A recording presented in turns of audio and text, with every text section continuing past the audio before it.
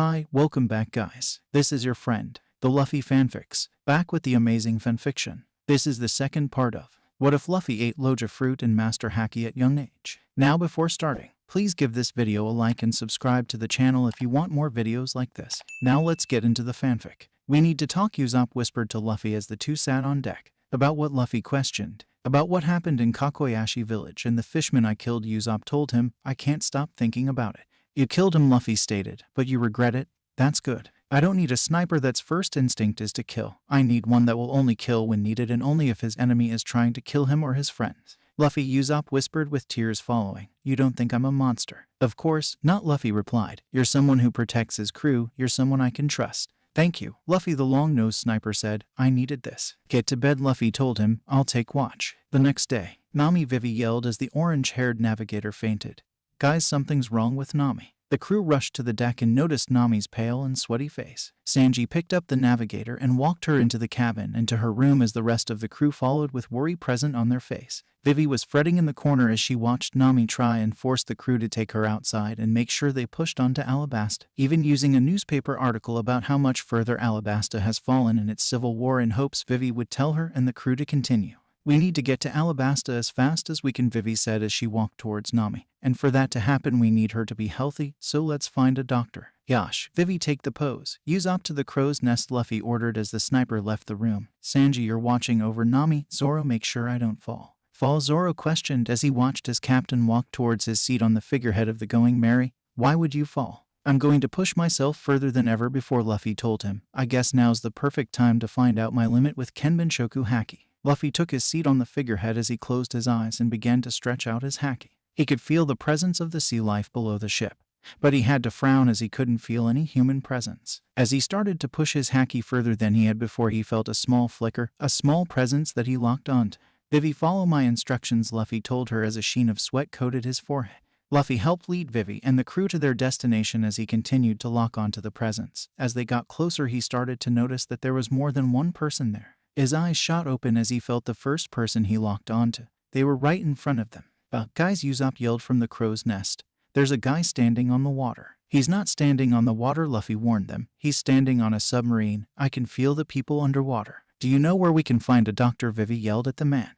A doctor, the man replied. The stranger is a man who is a bit taller than average. He has wavy lips and a sad expression. He wears a checkered jester-like green-blue costume with purple lining at the end of the sleeves, a white winter cape with purple lining that he ties against his chest, and gray buttons, with a light brown bow and a bag of arrows on his back. He has dark green pants and blue shoes with white buckles. Yes, Vivi replied before water burst up from beneath the man and a ship appeared. Chess, a large-mouthed man yelled, Did you find a pose? Not yet, King Wapol, Chess replied. Wapol is an overweight man with an unusual appearance. He has dark violet hair and a cylinder-shaped jaw made up of tin plates. He dresses in tin plate armor and a hooded cape made from white walkie skin. He was also wearing brown thick gloves. He spotted a pair of purple and orange woolen shorts and a brown belt around his waist and a pair of thick short boots. Do they have one? Wapol asked as he jumped on the Going Merry. Do you have an eternal pose to Drum Kingdom?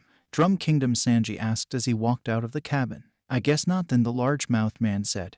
But I'm a little hungry. Wapol walked towards the edge of the ship and opened his mouth wide before a hand grabbed him by the shoulder. He looked at the owner of the hand, flinched at the glare that the straw-hatted boy was giving him. You weren't going to do something to my ship, were you? Luffy asked with a sharp tone. Kill them, the king yelled as men with rifles boarded the Going Merry. Stop, Luffy demanded of them with a wave of Heishoku Haki. Wapol gulped in fear as the man stopped his soldiers with a single word. He could see his men's hand trembling as they dropped their weapons and looked to their king. Wapol tried to retreat from the straw-hatted man before he received a punch to the stomach that sent him flying away. KuramasageNaruto, we have to get the king, Chess yelled to the man near him. KuramasageNaruto sports a long, orange cloak with white lining and black afros at each end, and white afros hanging from the front. He wears gloves that cover all fingers but his thumb and resemble an afro. He has a large black afro on his head, and 3 small ones on his beard. He is of medium height and normal weight. He wears a shirt that's orange in the middle and white on the sides with light yellow buttons, along with orange shorts. He has hairy legs and black boots with white laces. Let's go, KuramasageNaruto yelled back as he jumped back onto their ship. Luffy watched as the king's men jumped back onto their own ship and set off in the direction that their king was sent flying in. He smirked as the ship left his eyesight and turned back to his crew. I found an island, Luffy told them. Let's go. A few hours later, The Going Merry was pulling into a port of a winter island when the crew noticed that there was a serious problem. A group of people were standing at the port with their rifles raised and angry glares on their faces. They looked ready to jump at a moment's notice. Luffy looked at the man who seemed to be the leader as he stepped forward. "Leave now," the man demanded as he glared at the pirates, "and we'll allow you to live." "We need a doctor," Vivi yelled in desperation. "One of our crew members is severely ill." One less pirate scum was heard from behind the giant man. "Tell them again, Dalton." Dalton is an imposing man, with slicked black hair and a goatee. He wears a long, white fur-lined green tunic and has armor plates on his arms. These plates are retained on his forelegs when assuming his full bison form. He covers his head with a green and white fur-lined hat, equipped with ear flaps against the intense cold, and he wears long boots. He carries a weapon of choice, an extra-large spade, in a sheath that hangs on his back. "Leave," Dalton growled. "We can't," Luffy told the man. "Please help us find a doctor." Luffy jumped back as a bullet hit the ground near his feet. His hand twitched towards his blade as he looked for the shooter. That was when blue hair obstructed his vision and he heard a gasp of pain from the Princess of Alabasta. "Vivi!" Luffy yelled in shock as his glare hardened. "Diplomacy, Luffy," Vivi told the pirate. "This is when we need that serious side of you." Luffy nodded at the woman as she lowered her head and bowed at the group. Luffy followed her lead, much to the shock of the villagers as the two began to plead for their crewmate's life.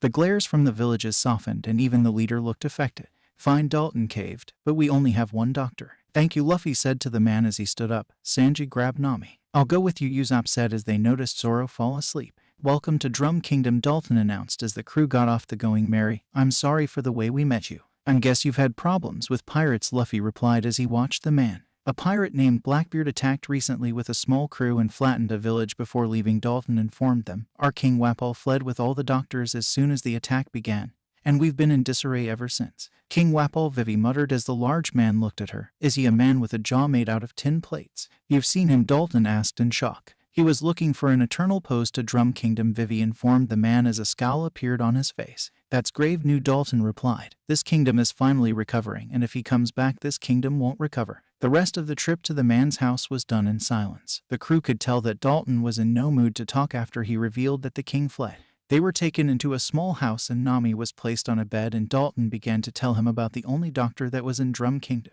The island was ruled by King Wapol, who banished all of the doctors on the island bar the 20 best. He kept them in the castle and would make people beg for the help of his issue 20. Dalton used to be a part of his staff carried over from the previous king and was the only one to stay after Blackbeard's attack. Now there is only one doctor left on the island, a doctor called a witch by the island called Dr. Kira.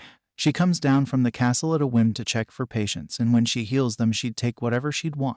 "So, we have to climb the mountains," Luffy stated as he stood up. "Sanji helped tie Nami to my back." "You can't climb it alone," Dalton told him, "and it's best that you climb from the other side. Lapons are common on this side." "I won't be climbing," Luffy told the man. "Are you sure she's there?" "She came down a few days ago," Dalton told the group. "She usually only comes down once a month." "Okay," Luffy replied as Sanji finished tying Nami to his back. "Hopefully we will be back soon." Dalton followed the strange straw hat wearing boy outside of his house and watched as he began to walk in the air before he picked up speed. He watched as the boy left his sight and continued to head for the mountains that the castle rested upon. He let a small smile make its way onto his face before he heard a village person run towards him while heavily sucking in his breath.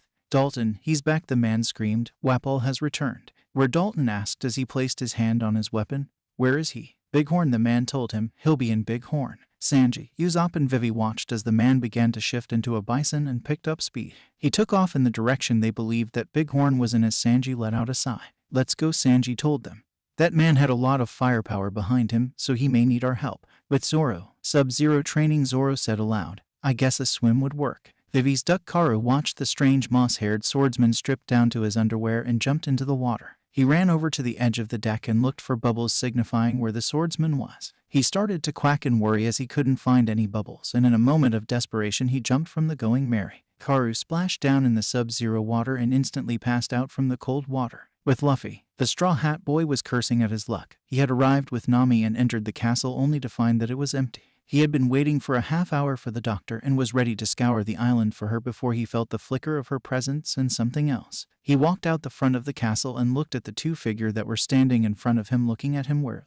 The woman looked old, but despite her exceptionally advanced age and apart from her well-wrinkled face, Kira is a slender woman in her prime. Dr. Kira dresses in a style more suited to women 1/7 her age. This includes a navel ring, a shirt that bears her midriff, a purple blazer and purple low-riding pants. She has a pair of small sunglasses that, when they're not over her eyes, she wears on her forehead even when she's using glasses. She wears bracelets and rings on her left hand. The other figure was a reindeer that wore a large pale red top hat with a sideways medical cross and had his left antler braced at the base by a metal plate. The reindeer was wearing a pair of maroon shorts and a blue backpack that had the same medical cross as his hat. He also had a remarkably blue nose. "Doctor," Churaha Luffy asked as the woman glared at him. "What are you doing in my castle?" The woman replied with a glare. "I have someone I need you to heal," Luffy replied. "She's really sick and I need your help." "I guess you wouldn't have come here if she wasn't," the doctor replied. "Chopper, see to her." Luffy watched in shock as the animal before him shifted in form. He was now a toddler-sized human, reindeer hybrid. His brace on his left antler stood out more and he still had his hat on.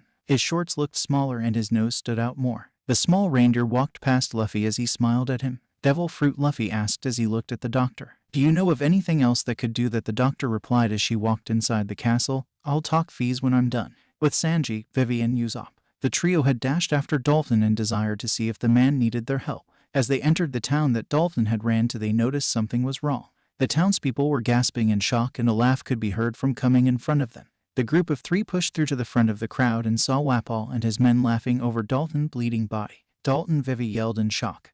"What did you do to him?" "I had him killed like a traitor," the king replied as he looked away from the three. "I guess I'll have you three killed as well." "Those clothes look warm," a familiar voice echoed through the area. Zoro appeared in the middle of the group and decked one of the soldiers. As soon as the man hit the ground, Zoro stripped him of his coat and put it on. "Ah, this is so warm," Zoro said to himself. "Mr. Bushido," Vivi yelled in shock. "Idiot mosshead," Sanji said aloud. "Shut up, love cook," Zoro yelled as he glared at the blonde cook. "You're also a part of the crew," Wapol yelled in shock. "Men, kill him." The soldiers didn't hesitate to charge the green-haired man with their swords drawn.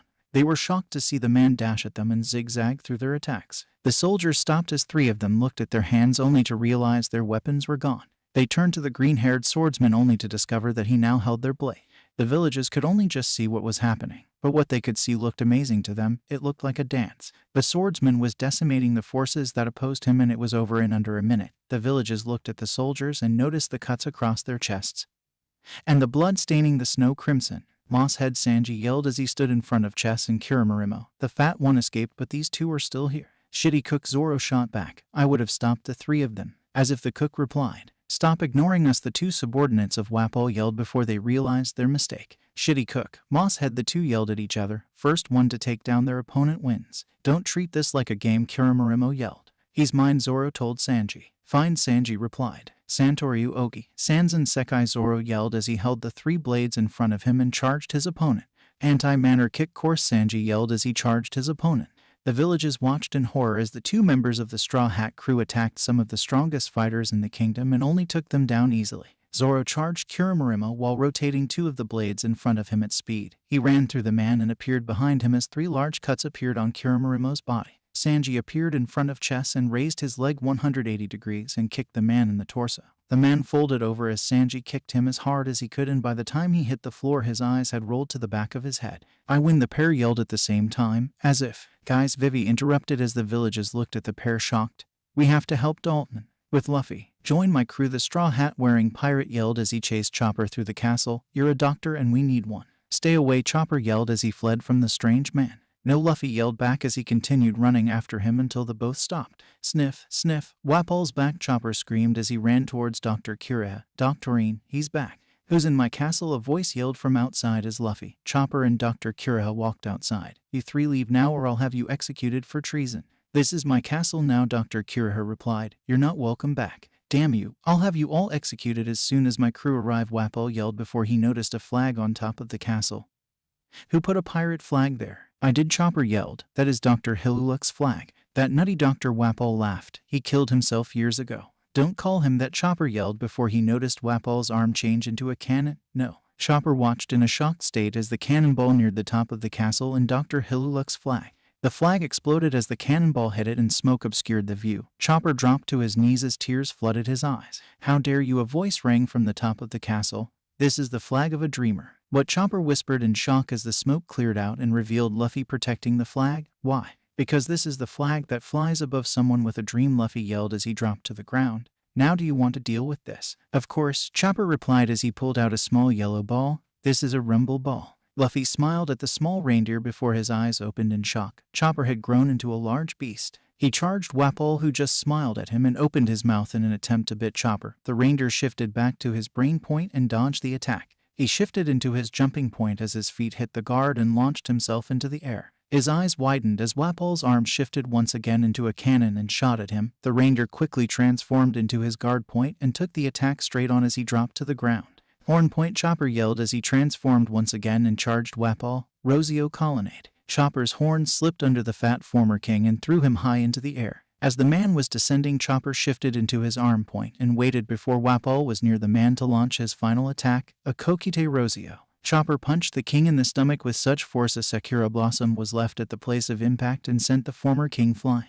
"You did it," Luffy yelled in delight as he watched the man fly off. "Good job, Chopper." "You bastard," the reindeer replied with strange dancing legs. "Don't say that." "Shishishishi, you're weird," Luffy laughed as he watched the weird dance. "I like you." "But I'm a monster," Chopper replied. Before the straw-hatted boy could respond, the townspeople arrived at the top of the mountain. The townspeople spotted Chopper and instantly shouted "monster" as they drew their rifles and began to shoot. The reindeer's eyes widened in shock as the bullets closed in on him before the straw hat-wearing pirate appeared in front of him and began to slice through the bullets with ease, causing them to miss Chopper. "Shut up," Luffy yelled, releasing a small burst of Heishoku Haki, causing the village people to freeze. "Chopper just fought off Wapol and beat him." "But he's a monster," one of the village people yelled as the remaining Straw Hats and Vivi pushed to the front of the crowd and stood with Luffy. Nami was standing behind them, whispering to Dr. Kiriha with a mischievous smirk on her face. "You think he's a monster?" Luffy asked as he watched the village people nod their heads. Bar Dolphin. "You have real monsters in front of you." The orange-haired woman can change her eyes to bully signs. The blonde-haired cook is a pervert and can change his eyes into hearts. Our long-nosed friend can tell lies so good you wouldn't know he was lying if they weren't so preposterous. And our swordsman drinks and sleeps all day, but can cut a hole through most things. Then there's our Captain Zoro Cut-In, the man who will become the Pirate King and turn this world upside down. "So, if Chopper's a monster, then he fits with us," Nami stated as Dr. Kiriha walked inside. "He's no monster," Dalton stated as he pushed his bandaged form through the group of people. "He's the one who saved our country." "Oi, men, make your way inside," the female doctor yelled as she broke apart the group. "I need help with some things." "Doctorine," Chopper yelled as he shifted into his small form. "I'm going with them, thank you for everything." "No, you're not," the doctor yelled back as she pulled out a syringe. "You're staying with me." Luffy chucked as he watched the little reindeer hybrid run around in a panic before he saw the sled that he pulled Kira on. He quickly told his new crewmates to get into the sled and transformed into his walk point and grabbed the ropes. The Straw Hats jumped into the sled with a chuckle as the reindeer began to pull them down the mountain.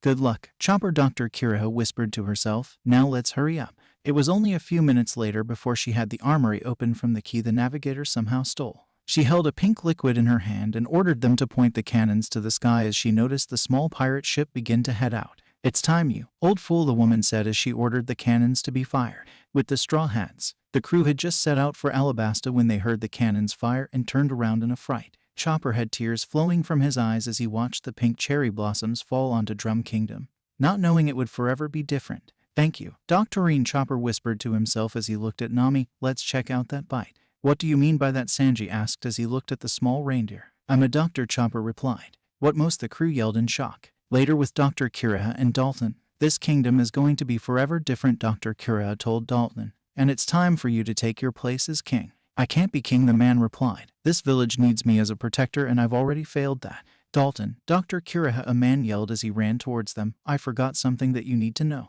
"What is it?" the man asked as he was past a poster. "Monkey D. Luffy, wanted dead or alive for 80 million billion. Another D. How Dr. Kiriha muttered as Dalton looked at her. "That's not all," the man said. "One of Whitebeard's pirate was here and asked if we ever stopped Luffy to tell him to meet him on Alabasta." "What's a Whitebeard pirate want with a rookie?" Dalton muttered. "Have you ever heard of the Wool of D?" Kiriha asked Dalton. "Wool of D?" Dalton asked in confusion. "I didn't think so," Kiriha replied. "It seems my student has decided to travel with a very dangerous man.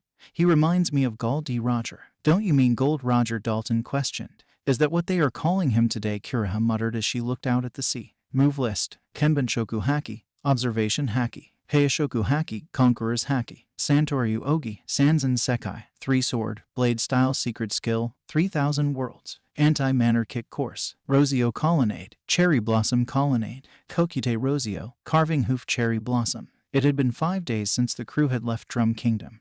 They had quickly realized that they underestimated the length of the trip to Alabasta. They had run out of food and Usopp and Chopper were currently fishing to find more, but there was a problem, they had no bait. "Where's Karu?" Vivi asked as she was walking around the deck looking for her giant duck. "He was here just before." "I don't know," Usopp lied as Chopper's lips pushed out. "Why don't I believe that?" Vivi replied as she looked back to the front of the ship. Nami, what's up with this fog?" "Don't worry about it," the navigator replied. "This is just a hot spot." The ship sailed through the fog as Usopp and Chopper kept their fishing lines hanging off the side of the ship. Luckily, they hit the hot spot as Vivi was questioning them. As if she looked over the side of the Going Merry, she would have seen a struggling Karu trying to escape his tied-up predicament. As the ship exited the fog, Usopp let out a gasp and started to pull up the fishing rod. "I caught something," Usopp yelled in excitement. "Good job, Usopp," Luffy shouted back. "Let's get it up." Luffy watched as Usopp struggled to pull up the fishing line and had to laugh when he finally did. And it revealed that he had caught a person. The person is a relatively tall male cross-dresser who wears flamboyant ballet clothes with a swan theme. He dresses in a pink overcoat and blue medieval clothes. He wears heavy makeup and sports a distinct wide grin. His legs, being exposed, are hairy. Underneath these clothes, his physique is fairly muscular. The number 2 is seen in the form of his swans, which are posed into a shape resembling the number 2. The back of his overcoat bears the kanji for Bon Festival. "Who are you?" Usopp yelled in shock as he stared at the man who was hugging Karu. "Oh no, how'd I get stuck on this huge weird duck?" the man yelled as he let go off Karu and fell into the water below. The Straw Hats looked at the water below with sweat drops forming on the back of their heads. They knew that something was wrong when the person didn't swim back up to the surface. Luffy jumped into the water and caught the sinking man. He quickly resurfaced and jumped back on the Going Merry, dropping the man on the deck when his feet touched down. "Thank you very much. You are swanderful people," the man told them as he bowed. "My life is saved by pirates I do not even know. I will never forget this. Might I have a warm cup of soup?" "No, we're hungry too," the crew yelled at the same time. "Oh," the man said as he noticed Vivi standing near the kitchen. "Well, aren't you a cutie? I'd just gobble you right up." Ugh, Vivi whispered to herself. "What a weirdo." "Shishishishi," Luffy laughed as he looked at the strange man. "So you can't swim?" "Yes, I ate a devil fruit," the man replied. "Really?" Usopp asked as he looked at the man. "What kind?" "Yes, well, I must wait for my ship to come back anyway, so I may as well put on a show," the man replied. "This is my power." The man launched his hand forward and slammed it into Usopp's head, sending him flying back into the kitchen wall. The crew looked at them with shocked expressions as Luffy and Zoro began to unsheath their blades. "Wait, I told you I'd show you my power," the man said in a voice strikingly similar. "I told you this is my show." "Huh, that's me," Usopp muttered in shock. "So that's your ability," Luffy muttered as he held Stormbringer at the man. "But if you ever do that to one of my crewmates again, you'll end up at the end of this blade." Okay, the man replied as he started sweating. "Touch my right hand and I can imitate the person, and if I touch my left hand I go back to normal. This is the power of the main no mai." "Even the voice is the same," Nami said in shock. "Even the physique is the same." "Well, it's not necessary to punch you to work," the man told them. "If I just touch you with my right hand I can imitate anyone." As the man said this, he walked around and touched the face of the crew bar Vivi and Sanji. The crew were in shock to see their own faces on the man's face as he imitated them and even sounded the exact same.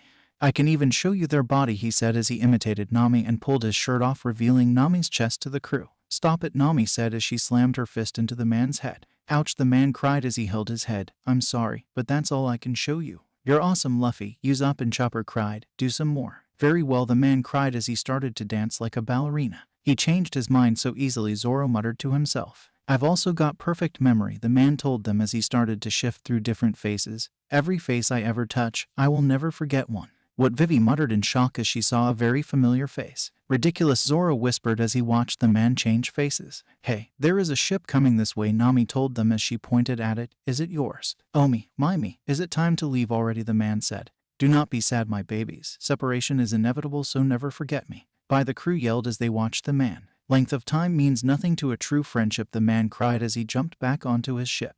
"We'll see you again," Usopp yelled. "Let's go, lovies," the man yelled to his crew. "Yes, sir, Mr. 2 Bon Clay-sama," his crew yelled back. The crew's jaws dropped as they watched the ship of Mr. 2 sail away. It was just out of sight when they all turned and looked at a pale Vivi. "That was Mr. 2, Vivi muttered in shock. "Didn't you recognize him?" Luffy asked as he looked at the princess. "No, I've never met Mr. 2 or the Mr. 1 pair," Vivi told them. "But I did hear rumors about him. They said he was a huge Akama, talked like Akama, wore a swam coat that had Akama way on the back. You should have noticed," Zoro told her as the rest of the crew looked at her in shock and disbelief. "But there's a problem," Vivi told them. "As he was cycling though face, he showed us my father's face. He could do a lot if he transforms into a leader," Zoro muttered. "He could also transform into us if he realizes that we are enemies," Luffy said. "Then it's good that we met him this early," Zoro replied. because now we can make up a plan to get around his ability. Chopper grabbed some bandages, Zoro told him as the little reindeer grabbed bandages and returned to them. We tie this around our wrist with an X written under it, and if we come across one of the crew without it, we know the truth. That's a good plan, Nami said in surprise. Later that same day. That's Nanohana, Vivi told them. That will be our first stop. Nanohana, Luffy said as he started to smell the air. There's a restaurant there. As the Straw Hats closed in on the island, Luffy felt his blood start to pump. He knew he would have the fight for his life against Crocodile, and it would be his proving ground for the Grand Line. This would be his first step towards becoming the Pirate King. In Nanohana, there's a lot of noise coming from here, Smoker said with a cigar hanging out of his mouth. Tashigi, let's go check it out. It sounds like a customer died in there, Tashigi told him as the two began to push through the crowd only to see a shocked Marine. Captain Smoker, he yelled out. You're not going to believe who's here. Inside the restaurant. He appears to have died while conversing with the owner, a man inside said. He looks like a traveler, another said as they stared at the strange man. Everyone thinks he may have eaten a desert strawberry, another told them. Desert strawberry, a person asked in curiosity. It's a poisonous spider that looks like a red strawberry, a person told them. If you unwittingly eat it, you suddenly die a few days later. The man suddenly sat up and surprised the people sitting in the bar as he started to clean his face with a villager's cloth. The man looked remarkably like Luffy, however he looked more serious. He was also taller and more muscular. He also had childish freckles. The man had a tattoo on his back. Purple bones formed in a cross behind a purple skull with a white mustache. He also had another tattoo on his upper left bicep that spells ASCE vertically with the S crossed out. He wore black boots, black knee-length shorts with an eyelet-studded orange belt, and a blue pouch belted around his left leg. He also wore a short second belt with a large red on the silver buckle over his right hip, but left it unfastened and threaded the free end along the back of his shorts. A dagger in a green sheath hung at his left hip. On his left arm, he wore a log pose and a red and white striped bracelet around his wrist, an orange elbow guard, and his ASCE tattoo. He wore a red beaded necklace and an orange hat with two blue smileys, one frowning and one smiling, and a string of red beads sitting above the rim. Two long orange side straps hung down sides of his hat and met at a large medallion of a bull's skull with orange tassels. Damn, I fell asleep, the man said as the people in bar sweat dropped and stared in disbelief. Oh, by the way, the man asked as he pulled out Luffy's wanted poster and showed it to the man.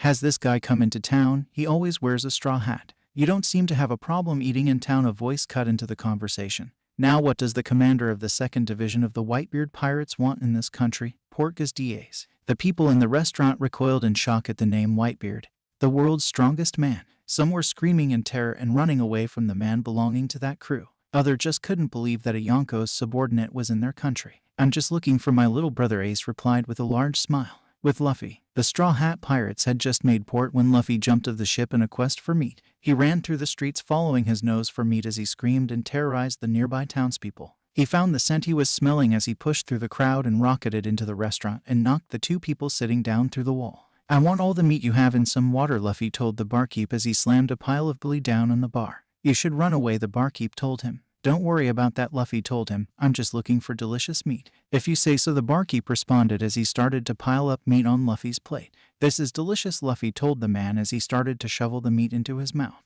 Don't worry about that, the man said as he looked at Luffy in disbelief. The two men that Luffy had through the walls and further into Nanohana were slowly getting to their feet. Ace was the first to stand as he dusted himself off and began to walk back towards the bar while he apologized to all the residents he saw. He slowly worked his way back to the bar as his eyes lit up when he saw his little brother. Luff, the man said as Smoker slammed him into the ground. Straw Hat, Smoker yelled as he stepped back into the bar. So you're here as well. Luffy looked up with a smile as he saw the Marine captain that he had evaded in Logtown. The man must have followed him to the Grand Line. He smiled at him, then looked back down and began to once again eat as he ignored the screaming Marine. Stop eating already, Smoker yelled as he stared at the straw hat wearing boy. Ah, Smokey, what are you doing here? Luffy asked with a smirk on his face as he continued to eat, much to Smoker's disgust. You're disgusting, Smoker yelled at the man. Well, I'll see you later, Luffy yelled as he put the rest of the meat into his mouth and began to run off. Thanks for the meat. With the crew. Ah, Vivi Swan, Nami Swan, you're both gorgeous, Sanji cooed as he looked at the pair in their dancer's uniform. We have to find Luffy, Nami said as she ignored Sanji. He's at the place that it's loudest, Zoro told them lazily. He's probably the cause of that, Usopp said as he pointed at the Marines. We should probably hide. Hey Zoro, they heard as they saw Luffy running towards them with a group of Marines chasing him. There's the crew, the Marines yelled as the Straw Hats ran with their captain. Out of my way, Smoker yelled as he pushed through the Marines. White blow. Kajero Ace cut in as he appeared in front of Smoker and stopped his attack. You may be smoke, but I'm fire and you don't stand a chance. Who is that? Nami asked as she looked at the shirtless man. Ace, Luffy yelled in delight. You haven't changed a bit, Luffy, Ace replied with a large grin. It's good to see you again, Luffy told his older brother. We can't talk like this. You guys can run, and I'll catch up to you, Ace told Luffy as he looked at the Marines. I need to stay here and stop these guys for a bit. You haven't changed, Luffy told him as he stepped forward. Guys, get back to Mary and we'll meet you there. He's a Logia, Ace said as he stared at Luffy. It doesn't matter, Luffy told him as he let out a burst of Heishoku Haki. Heishoku Haki, Ace muttered in shock as he watched all the Marines bar Tashigi and Smoker collapse and foam at the mouth. You can use Haki. All 3 colors, Luffy told him with a smirk. Are you ready? Ace smiled at Luffy as his little brother lifted his leg into the air and shot out a Rankyaku at Tashigi. The blade closed in on the female sword user and forced her to attempt to block it, only to be pushed back and for Luffy to appear in front of her and punch her in the gut. The air blade dissolved as Tashigi hit the ground and passed out. Ace, on the other hand, was just unleashing walls of fire around Smoker's smoke and blocked everything he tried to throw at him or Luffy. He could see the Marine captain begin to become frustrated and started to throw out weaker attacks. Take your Marines and go, Ace told the Marine. If we want to have a proper fight, we could destroy the city. Fine, Smoker grunted as he walked towards Tashigi. But watch your back, Straw Hat. See you, Smokey, Luffy laughed as the Marine left. Now let's get back to my crew. At the Going Merry, Luffy and Ace arrived back to a weird scene at the Going Merry. Vivi was standing beside the Going Merry yelling at her giant duck Karu. It sounded like she was sending the duck to her father with a message. But the pair couldn't help but laugh as she was yelling at him to conserve water. Luffy, Usopp yelled as he looked over the deck. Who's with you? That's right, Luffy replied. I haven't told you guys about him. You didn't even tell your crew about your brother, Ace asked in fake pain. You can be so careless. Brother, the crew yelled in shock as the pair jumped onto the deck. Yep, Ace replied with a laugh. Thank you for taking care of my little brother. So polite, they muttered in shock. So why are you here? Ace, Luffy asked as he looked at his brother. I guess you didn't get my message in Drum Kingdom, Ace asked as he looked at Luffy. Drum, Luffy questioned. Don't worry, Ace told them. I'm glad I saw you. I'm just here for a silly little task, but I figured I'd meet up with you to ask you a question. Luffy, why don't you come join Whitebeard's crew? Of course your friends are invited as well. No way, Luffy replied. The Pirate King won't serve under someone. Aha, just thought I'd ask, Ace laughed. But I have to ask you about Haki. I guess it's finally time, Luffy muttered. I'm sure that you know I was holding back during my childhood. I thought so, Ace replied. And there is only one person that I know you met that had the same ability. That's right, Luffy replied with a large grin. I was the student of red-haired Shanks. What his crew yelled in shock as they looked at their captain, a man trained by a Yonko. I thought so, Ace said as he took out a piece off paper and wrote down a number on it. Call that number for an alliance with Whitebeard. Why, Luffy asked as his crew looked at him in disbelief. It should hold the Marines off sending an admiral after you, Ace told him. You're not ready for that yet. Fine, Luffy sighed as he looked at the number. I guess this can help keep them safe as well. I'm proud that you've grown up a little, Ace told him, much to his embarrassment. The paper is also how we will meet again. Sounds good, Luffy replied with a smile. Having you for a younger brother makes me worry, Ace said. I'm sure he does the same for the rest of you, so please take care of him. The Straw Hats nodded at the strangely polite pirate. The man was a part of a Yonko's crew. They watched as he jumped off the Going Merry and landed on a small boat below it with a smile. You're leaving already, a sad Luffy asked. Yeah, Ace replied as his look suddenly hardened. I'm looking for a pirate named Blackbeard that used to be in my division but killed a crew member, so I have to find him. Look after yourself, Luffy told him. I will, and hopefully when we next meet we will compare how strong we've gotten, Ace said with a smile. See ya, Ace, Luffy yelled as he waved at his brother. The Straw Hats gasped in shock as they saw 5 ships appear on the horizon and head straight for Ace. All of them had the Baroque Works symbol on their flags and sails. They watched as the Ace continued towards it and jumped high into the air. With a shout of "Hikin'," the Straw Hat's eyes widened in shock as the pirate shot out a fist of fire that destroyed the 5 ships. Ace landed back on his small ship and continued on his way out to the sea. Monster, most of the Straw Hats muttered as Luffy smiled at his brother's back. Nami, can you sew the paper into my hat after W equals you write down the number, Luffy asked as the navigator nodded. Where to next? We have to go to the west side of the Sandora River, Vivi told them. It shouldn't take long. A few hours later, we're here, Vivi told them as the Going Merry was ported near the desert. The rebel base should be in Yuba. So, we go there and beat them up, Luffy said as Zoro and Sanji nodded their heads from behind him. No, Vivi yelled at him. I know their leader, so I explain what's happening. Then we beat Crocodile, Luffy stated with a large smile. You can do that, Vivi replied as Usopp and Nami looked horror-struck. Let's go. Luffy nodded his head as he walked back into his cabin and took the backpack he wore on Little Garden.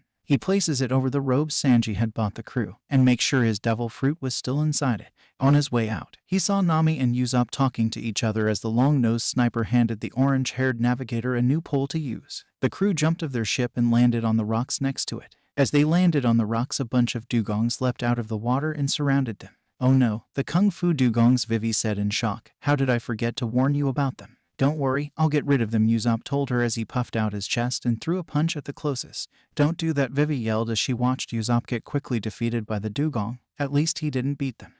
Why do you say that, Vivi?" Nami asked as she watched Luffy knock them all out in one punch. "If you beat them, they become your pupil," Vivi told Nami as she turned around and saw the knocked-out dugongs around Luffy. "Oh, no." The Straw Hat's sweat dropped at Vivi as they had to get Chopper to explain to the Kung Fu dugongs that they couldn't follow them into the desert, and that they had to stay behind. In the end, it required the pirates and the princess to leave behind half their food for the dugongs. "Here, carry the bags," Zoro told Luffy as the crew handed over their bags. "Fine," Luffy muttered. "Is there anything else we should know, Vivi?" "Not that I can think of," Vivi replied as she began to walk. "We'll have to go through Rumalu to get to Yuba, the Spider's Cafe. Long trip, tired, hip hurts, and it's all your fault, Mr. For," a lady said quickly as she walked into the Spider's Cafe with a large man. "Your lagging goes to my hip." "I'm sorry," the large man said slowly. Yeah, how's business, Paula?" "Your place seems empty today," the woman told the barkeeper. Empty place. Ha, the woman behind the bar laughed. "It's been a long time, Miss Merry Christmas and Mr. Four." Mr. Four is rather tall and fat, has big lips, and wears a green shirt that covers most of his body with black pants and gray running shoes. Like all other officer agents, his number is expressed somewhere on his clothing or his person. Mr. Four has an obscure 4 design on his shirt, as well as a 4 on his baseball bat. Miss Merry Christmas is a stout, middle-aged woman with red hair. She wears a necktie that resembles a Christmas tree, which goes with her code name. She also wears a large pair of purple-lensed sunglasses, a basket strapped to her back, and sandals. "This place is reserved for you guys today," Paula told them. "I guess you want your usual." "Do you hear a weird song?" Miss Merry Christmas asked. I can," Paula replied. "I guess it's about time." "Time?" Miss Merry Christmas asked as the door opened and revealed Mr. Two and his men. "Paula, Fatty, and Toots," Mr. Two said. "Hello, my friends. Men, you can go now." "Shut up," Miss Merry Christmas yelled as Mr. Two started to spin. "I'm so bored," the Akama said as he was spinning in circles. "This is so boring." As Mr. Two was spinning in circles, the wall got cut to pieces and the Akama's men came crashing through. Mr. Two stopped spinning as he looked at them in shock as they bled from their wounds. "My lovies," Mr. Two yelled. "Who did this to you?" "What, you know them, freak?" a man asked as he walked through the wreckage. "They were making suspicious moves in the desert, so I dealt with them, but don't worry, they're not dead. They're my subordinates," Mr. Two yelled as he rushed forward.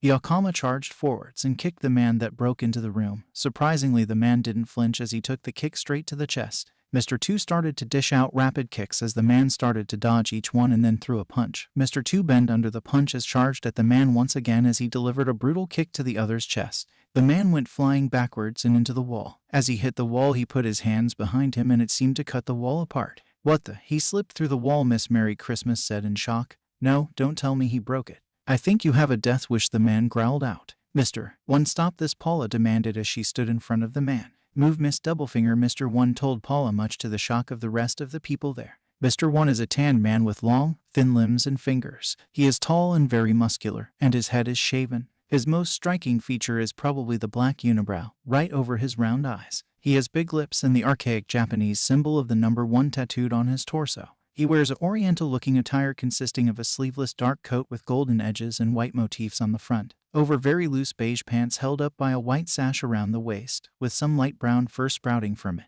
His pants were tucked inside some bandages wrapped around his calves and in part around his shoes. Miss Doublefinger is a young, slim woman of average height with curly dark blue hair, thick lips, dark green eyes, pale skin, and a curvaceous figure. She wears yellow crystal square glasses and a diamond-patterned bandana that combines a variety of pink, turquoise, white, and purple tones. She is also shown wearing a tank top, purple in color, with pink embroideries drawn across it and green ornaments that resemble some kind of bushes representations. She wears dark brown low-riding pants, platform sandals, and has her long, dark blue hair tied back in a ponytail. "It's time to meet the boss," Miss Doublefinger told them all. "So we're heading to the City of Dreams, Rainbase, with the Straw Hats." "So, we're here," Luffy said as he looked down at the town, "but there's nothing here. We still have another half a day until we reach Yuba," Vivi told them. But what happened here? Luffy asked as he saw the sand covering the buildings. This place used to be green with life, Vivi told them, but that changed in the last 3 years as Alabasta hasn't seen a drop of rain. No rain at all? Usopp asked in shock. Yes, but no rain doesn't usually hurt Alabasta, Vivi informed them, but one place always got more rain than other, the capital Alubana, and the people called it the King's Miracle. What changed that? Nami asked. 2 years ago, in Nanohana dance powder was spilled on a delivery to the King's Palace, Vivi told them, or at least that's what they said after they dropped it. Dance powder? Luffy asked with his head cocked to the side. It's also known as powder that calls the rain, Nami stated. It was created by some country years ago. It emits a mist-like substance that makes the clouds rain. Ah, mystery rain, Luffy stated as he slammed a closed fist into his palm. But there's a large problem with it, Sanji told them as he ignored his captain. As it makes the clouds rain earlier, that means they don't rain when they were supposed to and causes droughts. And this is why the world government declared it illegal. That was the start of Crocodile's plan. After that, rain only fell over the capital and dance powder was found in the palace, Vivi said. So that's what started the rebellion, Zoro cut in. It's normal for the people to distrust the king after all that has happened. So, you can see why we need to tell the rebels the truth, Vivi told them. We can stop the bloodshed. Let's move forward, Luffy ordered in a strange voice as his eyes darkened. We have to stop Crocodile. Hours later, Luffy had tied a makeshift sled behind him with all the bags on it as he pushed through the sand. He could feel the heat bearing down on him as his sweat turned his clothes damp. He could hear Usopp complaining and felt sorry for Chopper and his fur. Luffy's stomach grumbled as he walked forwards. They had been saving their food and water for the trip since they lost most of their food. Sanji, can we eat yet? Luffy asked as he stared at his cook. We'll stop at those rocks over there, Sanji replied as he pointed at 2 giant rocks in the distance. I'll meet you there, Luffy yelled as he ran to the rocks. The Straw Hat Captain reached the rocks in no time and came to a halt as he noticed collapsed birds in the sand. In a panic, he left the food and water behind and rushed back to his crew to see if Chopper could help the birds. Guys, there's birds that fainted at the rocks, Luffy yelled as Vive's expression turned to worry and shock. No, they are Warusagi birds, Vivi told them. They pretend to be sick or dying and steal food and water. As the words left the princess's mouth, Luffy turned around and ran towards where he had left the food and water. As he ran between the gap and the large rocks, he saw the birds and noticed they had taken his food and water. The birds looked at him and giggled with a smirk as the pirate's expression hardened and he let out a pulse of Heishoku Haki. The birds fell to the ground as Luffy walked around and picked up all his stuff. You stopped them, Vivi said in surprise as she looked at the man. Let's eat, Luffy replied as he sat down on a rock as the ground started to shake. Not again, Vivi said aloud as a giant purple lizard rose out of the dirt. That's a great Sandora lizard. Zoro, Sanji, Luffy said as he unsheathed his blade. Food. Anti-manner kick course, Sanji yelled. Santoryu, Onigiri, Zoro yelled as he pulled out all 3 of his swords. Chiringu burrito, Luffy yelled as he jumped towards the lizard and impales it between the eyes as he drove his sword down.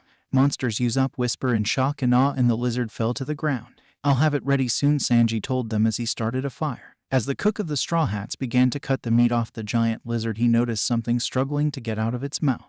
As he opened the mouth of the lizard, a camel with strange eyebrows fell out and started to take deep breaths as it looked around. The camel noticed the 2 women in the group and headed straight for them. Hours later, when the Straw Hats had left the rocks with the camel, they had thought they found a way to make the trip easier. But that was before they realized that the camel was a pervert that only let women ride him. Nami had named him Eyelashes as she stayed ahead of the group that Vivi led. The princess didn't feel right in letting the other be the only ones to walk. As Vivi had told them, they had arrived at Yuba a few hours after they left the rocks. It had been a tiring walk and was even more tiring when they arrived at the so-called oasis. Vivi was visibly as she looked at the sand-covered buildings. The teenager walked through the village as she noticed a frail old man at work. Excuse me, Vivi said as the man looked at her. Are the rebels here? They left, he grunted out. I hope you're not planning to join them. The king is a good man. Do you know where they've gone? Vivi asked as the man's eyes widened. Princess, it's been so long, the man whispered, and he rushed the princess and wrapped her in a hug. I guess you don't recognize me. I have lost some weight. Mr. Toto, Vivi whispered out in shock as she looked at the man and remembered him as a large, jolly man. The man in front of her didn't look anything like she remembered. Toto's body had completely shriveled up from thirst and starvation to a point that he no longer resembled his former self. He has an elderly-looking face and a thick, fuzzy mustache. He wears a white wrap around his head and another gray wrap around his forehead. He wears black robes that are torn in some places and a green robe underneath with a dark red lining. Under that, he wears a vertically striped black and white shirt. He also has a turquoise sash with blue dots. That's right, the now crying man told her. I can't believe Vivi whispered as tears filled her eyes. Listen to me, Vivi. I believe in the king. I know he wouldn't do anything to us, the man said with a smile. The rebels are in Kataria. Please stop those fools. Mr. Toto, Vivi said as she handed the man a napkin. We will stop this rebellion.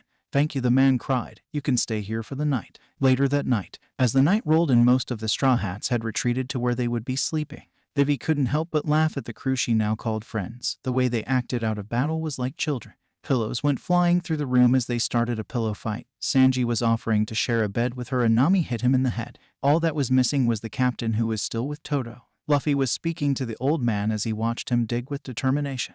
The man was so sure of the king and that the water would come that he would come out to the oasis and dig every day, even after sandstorms. As Luffy heard him, he stood up and walked over to him. He began to dig through the sand. Hours had passed between the two as they dug their holes. It wasn't long before the man could hear the light snores coming from Luffy's hole. He looked down with a smile as he saw the straw hat wearing boy was sleeping. A smile covered his face as he looked at how deep the boy had dug. He helped him to his room as he got back to work.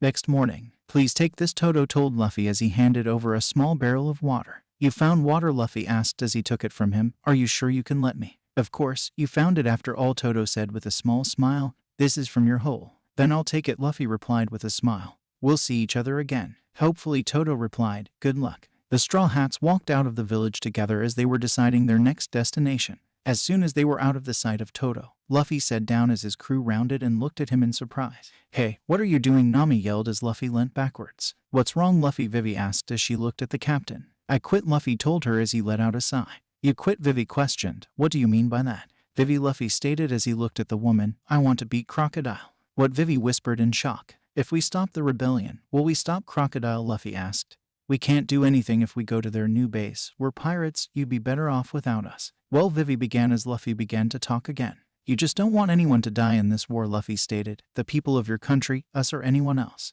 What's wrong with that? Vivi asked in outrage. You're talking about a fight with one of the Shichibukai. As over 1 million people battle, Luffy stated. And all you want is for no one to die. If you think that, you're naive. What's wrong with that? Vivi yelled. What's wrong with not wanting people to die? People die, Luffy stated simply. Stop talking like that, Vivi yelled in anger as she punched Luffy. Don't you dare say that again. That's what we are trying to stop. You can't blame the rebels or the army for this. This is all Crocodile's fault. Then why are you risking your life? Luffy yelled as he punched Vivi, much to the outrage of his crew. Even I can tell what this country needs. Even without knowing the full story, you think risking one life is enough. What else am I supposed to do? Vivi yelled as she jumped on Luffy and began to punch him. Risk our life. We're your friends, Luffy yelled at her as she backed down and began to cry. Look at you, you're crying, and since you're the one who wants to kill him the most, tell me where Crocodile is. Rainbase, Vivi cried out. Name list. Yonko, 4 emperors. Main no Mai, clone fruit. Kajero, heat haze. Heishoku haki, conqueror's haki. Rankyaku, tempest kick. Hiken, fire fist. Santoryu, onigiri, 3 sword style, oni cutter. Chiringu burrito, tearing blade. Shichibukai, 7 warlords of the sea. It's time to start, Miss All Sunday told the Gather agents.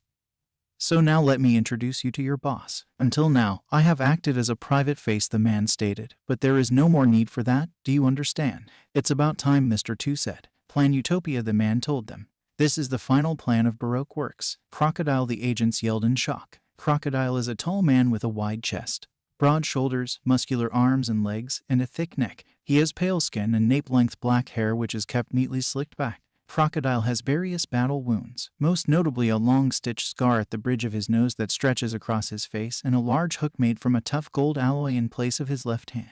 His eyes are deep-set and heavy-lidded, and his thin eyebrows are characteristically drawn upward in the middle. Crocodile wore a bright orange, black striped button-up vest over a long-sleeve peach shirt, along with a blue scarf, dark brown suit pants, and polished black shoes with gold buckles. He also wore a long, thick, dark pelted fur coat over his shoulders. Any complaints? Crocodile with a smirk on his face. No complaints, just a question, Miss Doublefinger asked. Why are you doing this? I want a military force, Crocodile told them. But let's talk about our objective first. We will take over this country in one night.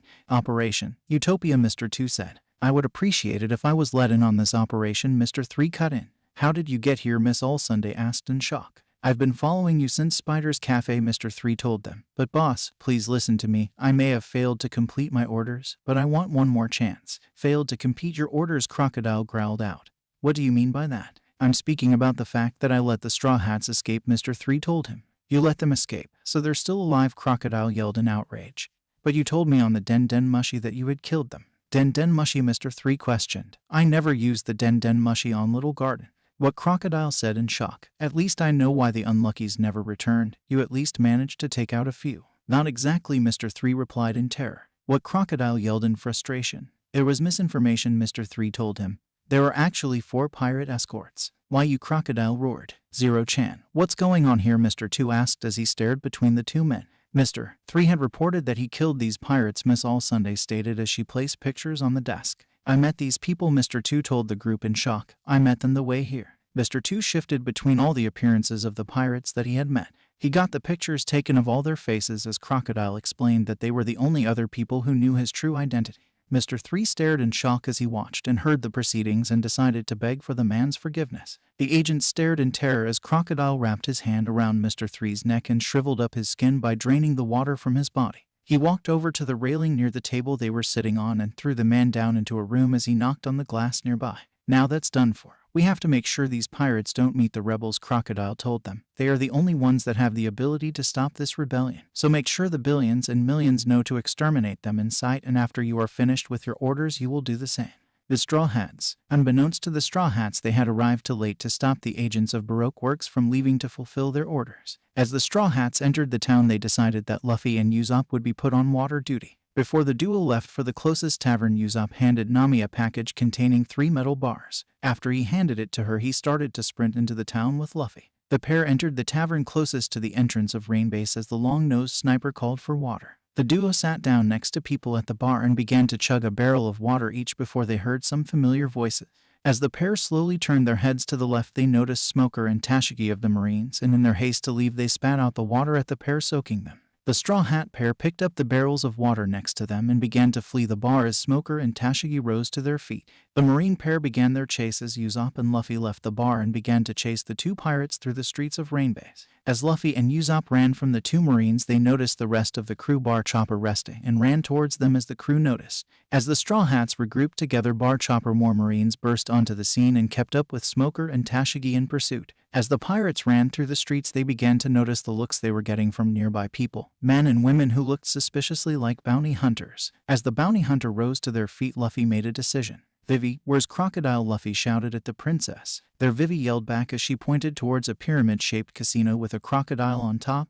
That's Rain Dinners. We should scatter, Sanji suggested. Yeah, Zoro told them in response Sanji's suggestion. Then we scatter, Luffy stated. And we meet back up at Croc's house. The Marines following the crew faltered as the pirates began to separate and run in different directions. Nami and Usopp ran off together. Zoro and Vivi ran with Vivi leading them. Sanji ran off to look for the little reindeer and Luffy took to the rooftops. Hey Smokey, Luffy called, attracting the Logia Marine. Come and get me. That little brat, Smoker muttered in anger. Don't think you'll get away from me, White Vine. Smoker transformed into his element and launched at Luffy.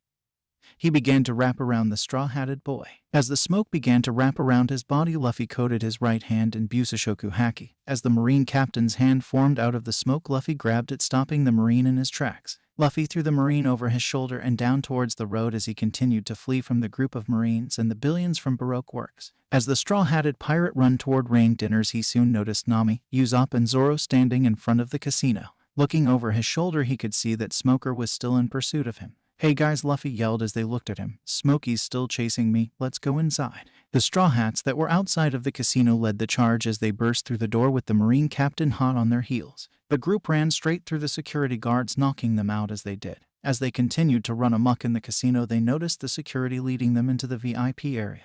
They ran in the direction they were told to as Smoker caught up to them. As the Marine captain placed his hand on Usopp's shoulder, the floor beneath them opened up and the group fell straight into a cage. Damn it, Luffy yelled as he held the bars. What a clever trap. Indeed, it was, Usopp agreed. We did what he wanted us to do, Nami yelled at the pair as she slumped to the floor. How could we be so stupid? Straw Hat Smoker roared as he took his large jit off his back. Luffy, watch out, Zoro yelled in warning. Smokey, Luffy yelled as he caught the jit in his hand. Stop attacking me for a moment. HMPH, you're lucky this cage is made of sea stone, Smoker told Luffy. Because if it wasn't, I'd have dealt with you all and left by now. You should stop fighting, a rough voice said off to the side as the group turned and noticed Crocodile. You'll kill each other? Why can't you just be friends? Crocodile, Smoker muttered in frustration. You really are a stray-hound smoker. You never thought of me as an ally from the start, Crocodile stated with a laugh. I was just going to have report you killed by the Straw Hats. I have reported your fights against them to the Marines already and they'll believe me. The government don't normally send Marines here after all. So that's one of the Shichibukai, Zoro muttered as he looked at the man. Crocodile Luffy growled at the man. You've done well to get this far, Straw Hat. I never thought I'd actually meet you. But don't worry, I'll kill you soon enough, Crocodile gloated. We're just waiting for our honored guest to arrive and I've sent my partner to get her. With Vivi. I can't believe she gave us so much trouble, one of the billions surrounding Vivi stated. We can see why she was a frontier agent now. Damn it, Vivi mumbled. I can't die here. I have to get to rain dinners. That's too bad, one of the billions laughed as he stepped forward. Vivi's breath hitched as the Baroque Works agent walked closer to her. The princess's eyes widened as she heard gunfire before the men around her started to fall to the ground. Her eyes scanned the sky where the bullets came from and she noticed a bird-like creature flying towards her as a smile worked its way onto her face. As the bird-like creature landed in front of her, it shifted into a human that stared down the remaining Baroque Works billion. Nice to see you again, Princess, the man said with a smile. Please wait here a moment. Pell, Vivi muttered in shock as she looked at the man and watched as he transformed back into his falcon-like bird and tore through the remaining billion. Pell is a tall man with a purple line under each eye that runs down the sides of his face, making him resemble a falcon, his devil fruits animal. He wears a long white robe with brown star-like motifs on it and a matching hat. He has a big orange necklace around his neck, and also sports striped socks under a pair of normal shoes, and he carries his sword on his right hip. You saved me, Vivi muttered in happiness before she sat up straight. But now we must hurry to where everyone else is. Yes, a seductive voice stated from the side. That's exactly what I was thinking. Miss All Sunday, Vivi stated in sudden terror. How magnificent are you? This is the first time I've met a human we could fly, Miss All Sunday said with a chuckle. But I wonder if I'm stronger than you. Princess, are these the people that you were talking about? Pell asked as he stood in front of his princess. Are these the people trying to destroy Alabasta? Now I can't use my precious employees anymore, Miss All Sunday complained. But maybe I could take the princess to our place and introduce her to my friends. What do you think? Cut the crap already, Pell yelled. That's out of the question. Stop screwing around, Vivi shouted in anger as she pulled out her peacock slashers and swung them at Miss All Sunday.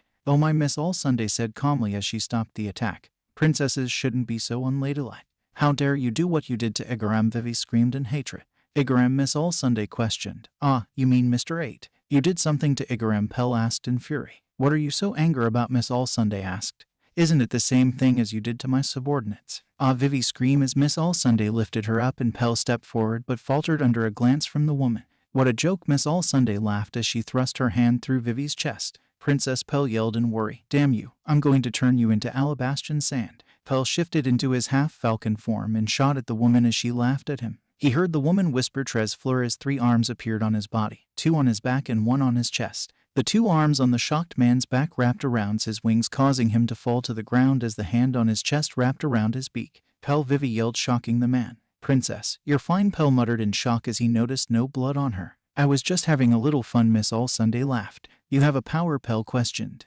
Yes, I eat the Hana Hana no Mai, Miss All Sunday replied as he held up her right arm and 3 more arms sprouted from it. I can make my body parts grow out like flowers. Damn it, I'll avenge Igaram right now, Pell yelled at the woman. Really, I'm sorry then, the woman stated with a chuckle. I really don't have more time to play with you. You don't have much time anyway, Pell yelled as he shot forwards towards her. I'll finish this now. You really don't understand, Miss All Sunday told the man as she held her hands crossed. Says floor. 2 arms sprouted from the ground and grabbed the man's legs. Another 2 sprouted from the middle of the back and grabbed his arms, forcing them backwards, and the final 2 sprouted from his upper back and wrapped around the man's neck. Vivi stared at the woman in shock as she seemed to have Pell in a submission move before she whispered clutch, and the man seemed to fold over as cracks could be heard. Vivi went pale as the man spat up blood and his eyes rolled to the back of his head. So much for the strongest warrior of the kingdom, Miss All Sunday said with a chuckle. No, Pell, Vivi shouted in shock and terror as her world seemed to be ending.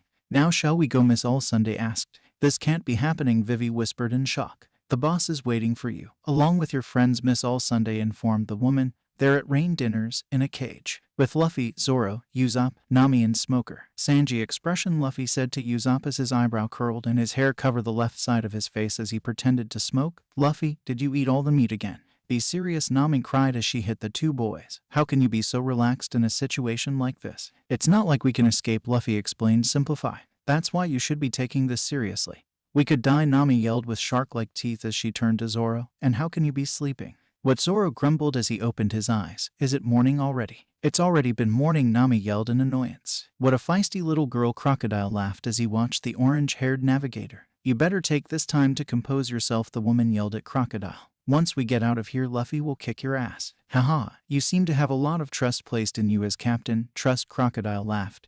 That is the most useless thing in the world. How dare he make fun of us, Nami yelled in frustration as Usopp tapped her shoulder and told her to calm down.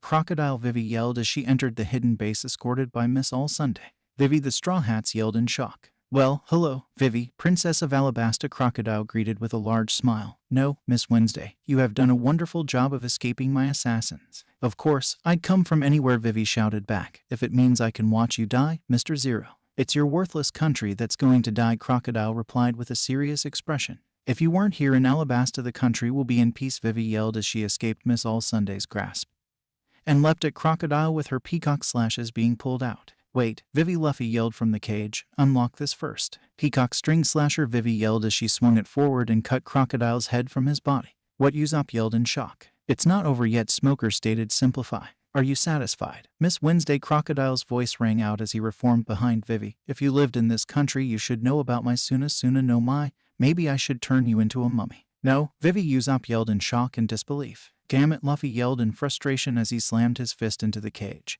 Let her go and let me out so I can kill you. Sit and stop glaring at me, Crocodile told Vivi as he dropped her to the floor. It's about time for the party to begin. Am I wrong, Miss All Sunday? You're correct, Miss All Sunday replied with a smile. It's past 7. The royal palace. Shaka-sama, the king is missing, a guard yelled. We've searched everywhere but we can't find his majesty. That's as ridiculous, Chaka replied. Is there any chance he could have escaped during the night? Shaka is a tall, imposing dark-skinned man with medium-length black hair and a long broad nose resembling that of a jackal. He wears a long, light green tunic, revealing his muscular chest, and has 2 belts around his waist, a striped, pale red and crimson large one, and over it a purple, thinner one. Around his neck he has a necklace consisting of big golden beads, and he wears a dark green coat draped on his shoulders like a cape. He carries a massive sword, with a blue hilt and sheath, on his right hip. No, that's impossible. We guarded the king's room all night, the guard replied with panic laced through his voice.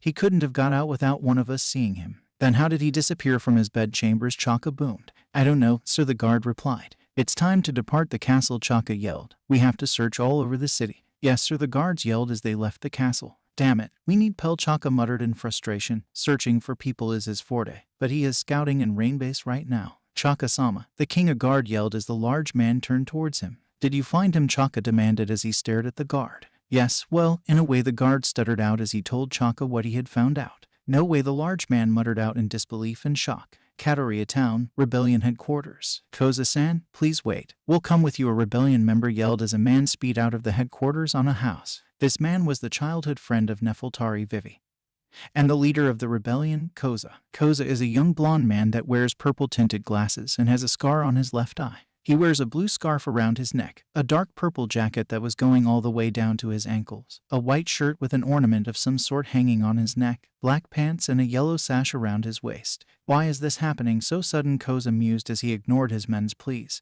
Have you really sunk this low, Cobra? Port Town, Nanohana. Why, King, a village screamed in shock. Why would you? I have an apology to make, the king announced with group of guards behind him. I am the one who stole this country's reign. Cobra is a man of average height. He has a wrinkled face, a tied-off beard, and long, curly, black hair. He wears a green robe with yellow edging, an orange and beige sash around his waist, and a purple coat. He also wears sandals and a necklace. And in order to forget about this dance powder controversy, the king told them, I am going to destroy Nanohana. Cobra-sama, a villager yelled. What kind of joke is this? Your Majesty, another yelled in shock. Crush this rotten town and burn it to the ground, the king ordered as his men rushed forwards. Hey king, the towns are drying up, a little boy yelled. Cause you're stealing all the rain. The little boy wears a white turban with orange beads around it. He has a blue cloth around his neck and wears a blue robe with green sleeves. He wears brown belts around his torso where he carries stones. He has a bag that he carries on his back with various weapons, including a hammer, bat, and club. The villagers gasped in shock as the child stood up to the king all by himself. They looked at the boy in shock and noticed his determination as the king walked forwards. They all watched in horror as Cobra raised his leg and kicked the little boy away from him with a cruel smirk on his face. I'll get revenge for everybody, the boy yelled as a lady held him back. No, stop, the lady pleaded with the boy before a man on a house broke through the crowd. Koza, the villagers yelled in relief as the man entered the area. What the hell? Koza asked as he glared at Cobra. Do you think you're doing? I have come to apologize, the man replied simply. Enough with the insults, Koza yelled. I'm the one who dried up this country with dance powder, Cobra stated. I told you to shut up, Koza yelled as two of the king's guards appeared with their blades at his throat. You filthy piece of shit. Koza tried to push past the guards as another man appeared by the king's side with his pistol drawn. The man glared at the king and ignored the guard as he tried to push forward, only for the guard to shot Koza, much to the shock and horror of the villagers. A large smile appeared on the king's face as a gallon crashed into the city and Mr. One and Miss Doublefinger walked away from the ensuing carnage. Rainbase. Hello, a voice called from across the den mushy. Hello, Miss All Sunday replied. Can you hear me, the voice asked. You're a million, aren't you, Miss All Sunday replied. Hey, is this getting through, the voice called again. I've never used a baby snail like this. What is it, Miss All Sunday asked with a small smile. Oh, okay, I'll just talk like this, the voice replied. Hey, spit it out already, Crocodile growled in displeasure. What happened? Oh, that voice, I've heard it before, the voice replied. Welcome, sir, to the shitty restaurant. Shitty restaurant, Crocodile muttered in realization. Oh good, you remember, the man replied. Who the hell are you, Crocodile asked in frustration.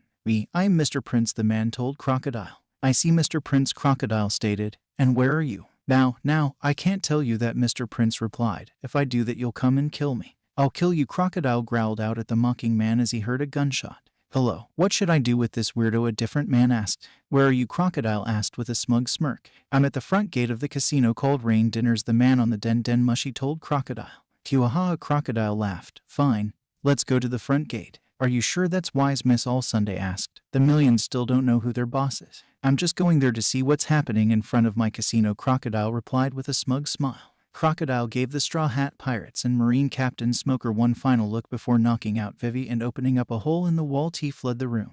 He smiled at the small group as he left them to their death and began to walk towards the commotion at the front of his casino. The Straw Hats and Smoker looked on in shock as the Bananawanis stared to leave their tank of water and enter the underground room, including the one that Crocodile had given the key to their cage to earlier. The Bananawani stared to advance towards Vivi as the Straw Hats called out to her and she began to slowly get up. With Crocodile. What the hell happened here? Crocodile asked in shock as he looked at his bleeding and unconscious millions. If we add what Pell the Falcon did to our millions, we no longer have any more in Rainbase, Miss All Sunday informed Crocodile. Hey, what happened? Crocodile asked a barely conscious million. The guy, he called himself Mr. Prince, the million replied with sharp breathes and a stutter. Where did he go? Crocodile demanded in frustration. He just left, the million replied as he raised his arm towards the south, through the town. Just now, Crocodile muttered as he looked up and noticed a strange figure running away from the scene. Piece of shit, don't think you can get away from me. Why don't you just let him go? Miss All Sunday asked. Be silent. He killed all of my employees, Crocodile growled in annoyance. He will not humiliate me like this. Miss All Sunday watched as Crocodile's bottom half turned to sand and he sped off in the direction that Mr. Prince was fleeing in. As the Shichibukai left her sight, she heard an explosion behind her and turned around in shock as the bridge connecting Rain Dinners to Rainbase collapsed into the water below. With Vivi, the princess of Alabasta had escaped from the Bananawani and was fleeing through the casino as the bridge collapsed. She stopped in shock as panic filled the casino and people began to rush by her. No, I can't get out, Vivi cried. Don't think of it like that. Think of it as Baroque Works can't get back in, Sanji told her as he sat in front of a slot machine. This was all according to plan. Sanji, Vivi cried in shock and happiness. Chopper's acting as a decoy, Sanji told her. So let's hurry. All you need to tell me is where to go, princess. With Luffy, Nami, Zoro, and Smoker. So, we can't cut out way out, Usopp pleaded hysterically as the water rose to his knees. We're all going to die. How can you be so calm, Nami asked Smoker as he sat on the bench with his legs crossed. How much do you know of Crocodile's targets? Smoker questioned as he noticed the confused looks on the Straw Hat Pirates' faces. That woman who was with him is an outlaw that has been on the run for more than 20 years and has a bounty on her head for over 70 million billy. 70 million billy, Usopp muttered in shock and fear. Almost as big as Crocodile's, Nami muttered. With the pair of them joining forces, this is no longer just a takeover of a nation, Smoker informed then. If we don't stop this now, this will become a problem for the whole world. Antimatter kick course, Sanji yelled as he entered the basement and kicked the Bananawani closest to the cage into the air. Hey, Sanji stated as he took a drag on his cigarette. Were you waiting? Sanji, Nami, Usopp and Luffy called out. Hurry up and do something, you perverted chef, Zoro yelled as more Bananawanis entered the basement.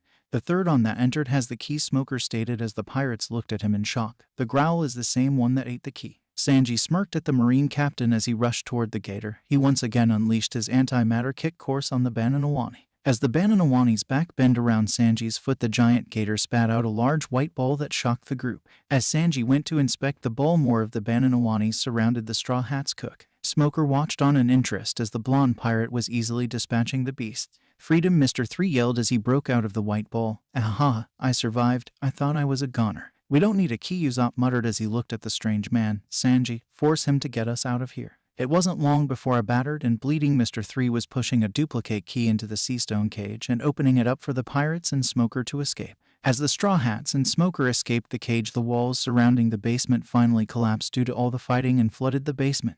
Luffy quickly grabbed Smoker and followed his crew out of the opening and up to the city. Straw Hat, why did you save me? Smoker asked as he raised his weapon to Luffy's head. Because you would have died, Luffy replied nonchalantly. Then I guess you don't have any complaints about me fulfilling my duties? Smoker asked as he stared at Luffy. This is what we get for saving a stupid marine, Sanji grumbled in distaste. Go now, Smoker told them as he looked over the crew. Only this one time, I will let you leave. Ha. All right, Smokey, Luffy replied as he began to run with the crew and Vivi following him. The next time we meet, you're a dead man, Smoker yelled. Remember that, Straw Hat, Luffy. The crew ran with the princess in the direction that they left eyelashes. That was where they believed they would meet Chopper. As they fled from the Marines, they came across a strange sight.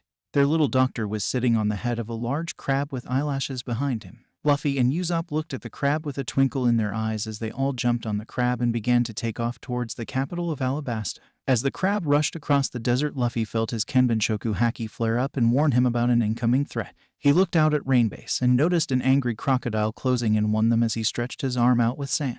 The hook on Crocodile's hand wrapped around Vivi's waist as the princess screamed in terror. Luffy quickly threw the princess into Zoro and wrapped his arm around the hook as it began to pull back towards the infuriated Shichibukai. Luffy, Nami screamed in fear. Don't worry, Luffy yelled at them. Zoro, you're in charge, so go on ahead without me and I'll meet you guys later. The straw-hatted boy flipped off the hook and landed on his feet across from Crocodile and Miss All Sunday. He stared at the pair as Miss All Sunday giggled at him and Crocodile was glaring a hole through him. I think your games have gone on long enough, Straw Hat, Luffy, Crocodile growled. Translations: Busashoku Haki, Armament Haki. Tres Floor, 3 flower. Panahana no Mai, flower flower no Mai. Seis Floor, 6 flower. Suna Suna no Mai, sand sand no Mai. Kenbenshoku Haki, observation Haki. She can't bear to abandon anyone, Luffy said aloud. She can't bear to see anyone hurt and wants this rebellion to end without any deaths. Without anyone dying, Crocodile laughed as he looked at the boy in the straw hat. There are many weak and mushy fools like that. They don't know true battle, and I can see you agree with that. I do, Luffy stated as he glared at Crocodile. But as long as you live, she will fight until her death, and that's why I will take you down now. Hiwaha. Absolutely ridiculous. You're beyond saving, Crocodile told him with a smirk. This should be a good example. That those who conspire with others will die because of it. I guess that makes you pretty stupid then, Luffy replied as he cracked his knuckles. Ahaha, Miss All Sunday laughed as Crocodile rounded on her. What's so funny, Crocodile asked in frustration and anger. Do you want to die as well, Nico Robin? If that's how you feel about it, do as you wish, the newly revealed Nico Robin stated as she began to walk away from the pair. And what happened to your promise to not call me that name? Where are you going, Crocodile questioned. Ahead to Alubana, Robin replied with a smirk. Crazy woman, Crocodile muttered in annoyance. I'll humor you for 3 minutes. That's fine by me, Luffy shot back as he glared at the Shichibukai. Luffy dropped into a wide stance as he coated his arms in Busashoku Haki and used Zoro to appear in front of the now shocked Crocodile. The straw hat wearing boy threw a punch into Crocodile's gut and sent him flying back as he spat up a glob of spit. Luffy smiled as the Shichibukai as the man slowly stood back up and glared at him. Spit was still hanging off the side of the man's mouth. Haki, Crocodile spat in disgust. How can a rookie like you use Haki? I made sure to be ready, Luffy replied. You've gotten complacent in this part of the sea. You fucking brat, Crocodile roared as he raised his right hand. Dazato Supata. Shit, Luffy yelled as Crocodile slammed his hand into the ground. The Shichibukai hand had turned into fast-moving sand as he slammed it into the ground. The straw-hatted captain had to leap out of the way as his sand shot out like a torpedo in his direction as it split the sand apart. As the sand passed Luffy, he shot at Crocodile with his right arm coated in Haki. As he threw his hand forwards, Crocodile's stomach opened up and Luffy's fist went straight through the hole. He had to pull his head back quickly as the sand closed back around them and Crocodile brought the hook up towards the rookie's face. Luffy leaned backwards as the kook went past his head and lashed out with a kick to the abdomen that sent Crocodile skirting backwards with a frown on his face. The veteran lifted his hand up as sand circled it and once again slammed it into the ground and the sand launched at Luffy. Dazato Jurasaur, Crocodile yelled in frustration. The ground around the sand collapsed as it ran through the little green life that was in front of Luffy. As the sand ran through anything that was in its road, drained the moisture out of it. It closed in on Luffy as he jumped to the side and watched as Crocodile's sand killed everything that it came into contact with. The straw-hatted pirate had to duck as Crocodile appeared behind him and tried to cut him across the neck. As Luffy jumped backwards, his foot slipped on the sand beneath him and Crocodile grabbed his right arm with a sinister smirk on his face. "This is over, you snot-nosed brat," Crocodile mocked as he began to suck the moisture out of Luffy's arm.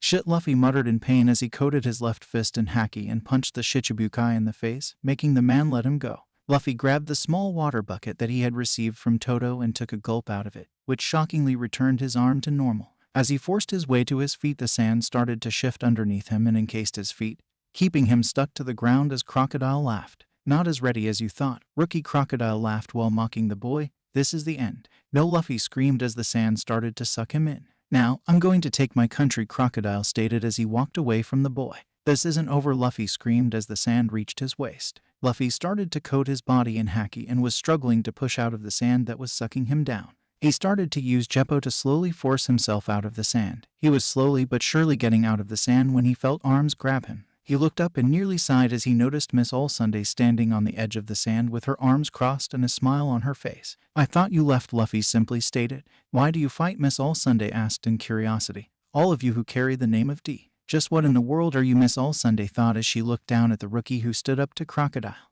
"Well, that seems to be a pointless question," the woman stated as she to the sky. "I've found you," a voice called out. "What has happened to the princess?" "Oh, you're awake," Miss Allsunday remarked as she looked at Pell. "Now that I understand your powers, I will take you down," Pell yelled as he placed his hand on his blade. "Oh, stop it. Don't get yourself any more injured than you already are," Miss Allsunday stated as she began to walk away. "Actually, this is perfect timing. Why don't you save that boy? He's the brave man who escorted your precious princess here with the rest of the crew." "What do you mean this crab can't cross water?" Usopp shouted in shock and terror. "Moving crabs are creatures of the sand," Vivi informed them. "They can't cross the water." "But it's a crab," Usopp argued. "It'll take all day to float across this huge river, and even if we cross the river there is still kilometers of desert to go," Vivi shouted. "If Scissors can't make it across to the other side, then we'll have to run." "There's no way we can make it in time," Usopp yelled. "Oh no, you can see the Sandora River up ahead," Vivi shouted in worry. "Do something, Scissors," Usopp screamed. "Wait, Scissors loves dancers," Chopper told the group. "Like this?" Nami asked as she took off her cloak. "He's looking," Chopper informed them as the crab sped up. "So, how is this supposed to help?" Chopper, Usopp yelled. "Wait a minute, this is amazing," Sanji stated as the crab began to run over the water. "It's a miracle," Usopp shouted in glee. "He actually running on water." "No, that was just your imagination," Nami yelled as the crab began to sink. "Let's go," Zoro muttered in frustration as Chopper climbed onto his head. "Quit your complaining and keep moving." "But we don't have a boat." "How far is the other side?" Usopp yelled once again. "About 50 kilometers, Vivi told them as Usopp dropped further into the water. "We can't swim that," he shouted as a giant fish rose out of the water from behind them. "A sand or a rare catfish," Vivi told them. "Named that because they are extremely rare." "Who cares about that?" Zoro yelled. "Just swim." "It also loves to eat humans," Vivi shouted as they tried to swim away. "You should have started with that," Nami yelled back in frustration. As the Straw Hats began to swim away, they heard multiple more splashes of water that represented more of the sea life emerging. They slowly turned their heads around as Zoro tried to detach Chopper from his head and noticed that the giant fish was knocked out and floating on its side with multiple familiar figures standing on it. "The Kung Fu Dugongs," Nami shouted in glee as they began to get on the giant fish. "They say that they couldn't let their fellow students die," Chopper told them as the Dugongs began to pull the fish. "It's not like we're Luffy's students," Zoro muttered in distaste. "At least we're alive," Usopp exclaimed. 1 hour later, the Straw Hats and Eyelashes jumped onto the shore that the Dugongs had pulled them to. They now had to cover the final 50 kilometers to reach Alubana. "We're doing good right now. Think we can make it in time?" Zoro asked Vivi. "I don't know," Vivi admitted. "Even with Eyelashes here, it will be tough." "But Eyelashes can only carry 2 people," Usopp replied. "And from here on we'll be attacked by Baroque Works. Isn't there a way we can travel as a group?" "Over there," Nami yelled as dust obstructed their view. "What is it? More enemies?" Usopp screamed in terror. "No, it's Karu," Vivi yelled in happiness, "and the Super Spot Build Duck Squad. With the Baroque Works agents. The problem is, where do we wait?" Miss Doublefinger stated. "Our enemy is a pirate crew that has defeated 6 of our number agents." "That's right," Mr. 2 stated as spun around.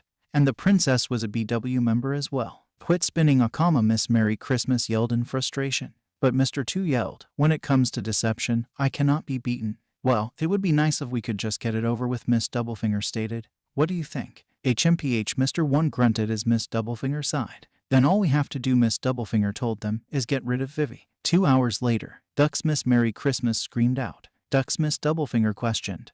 "What do you mean, Miss Merry Christmas?" "There are too many of them.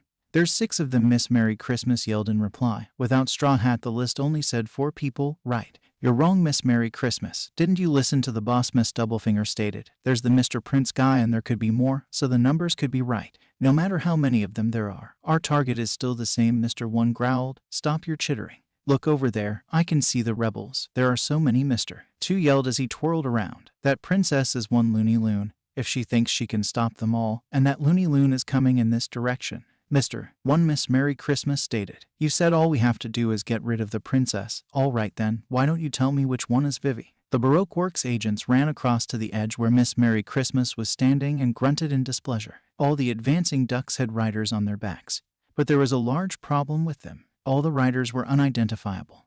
They all wore the exact same cloaks that coated their bodies from view. Mr. Four was the first to act. He raised his bazooka to his shoulder and fired a baseball out of it.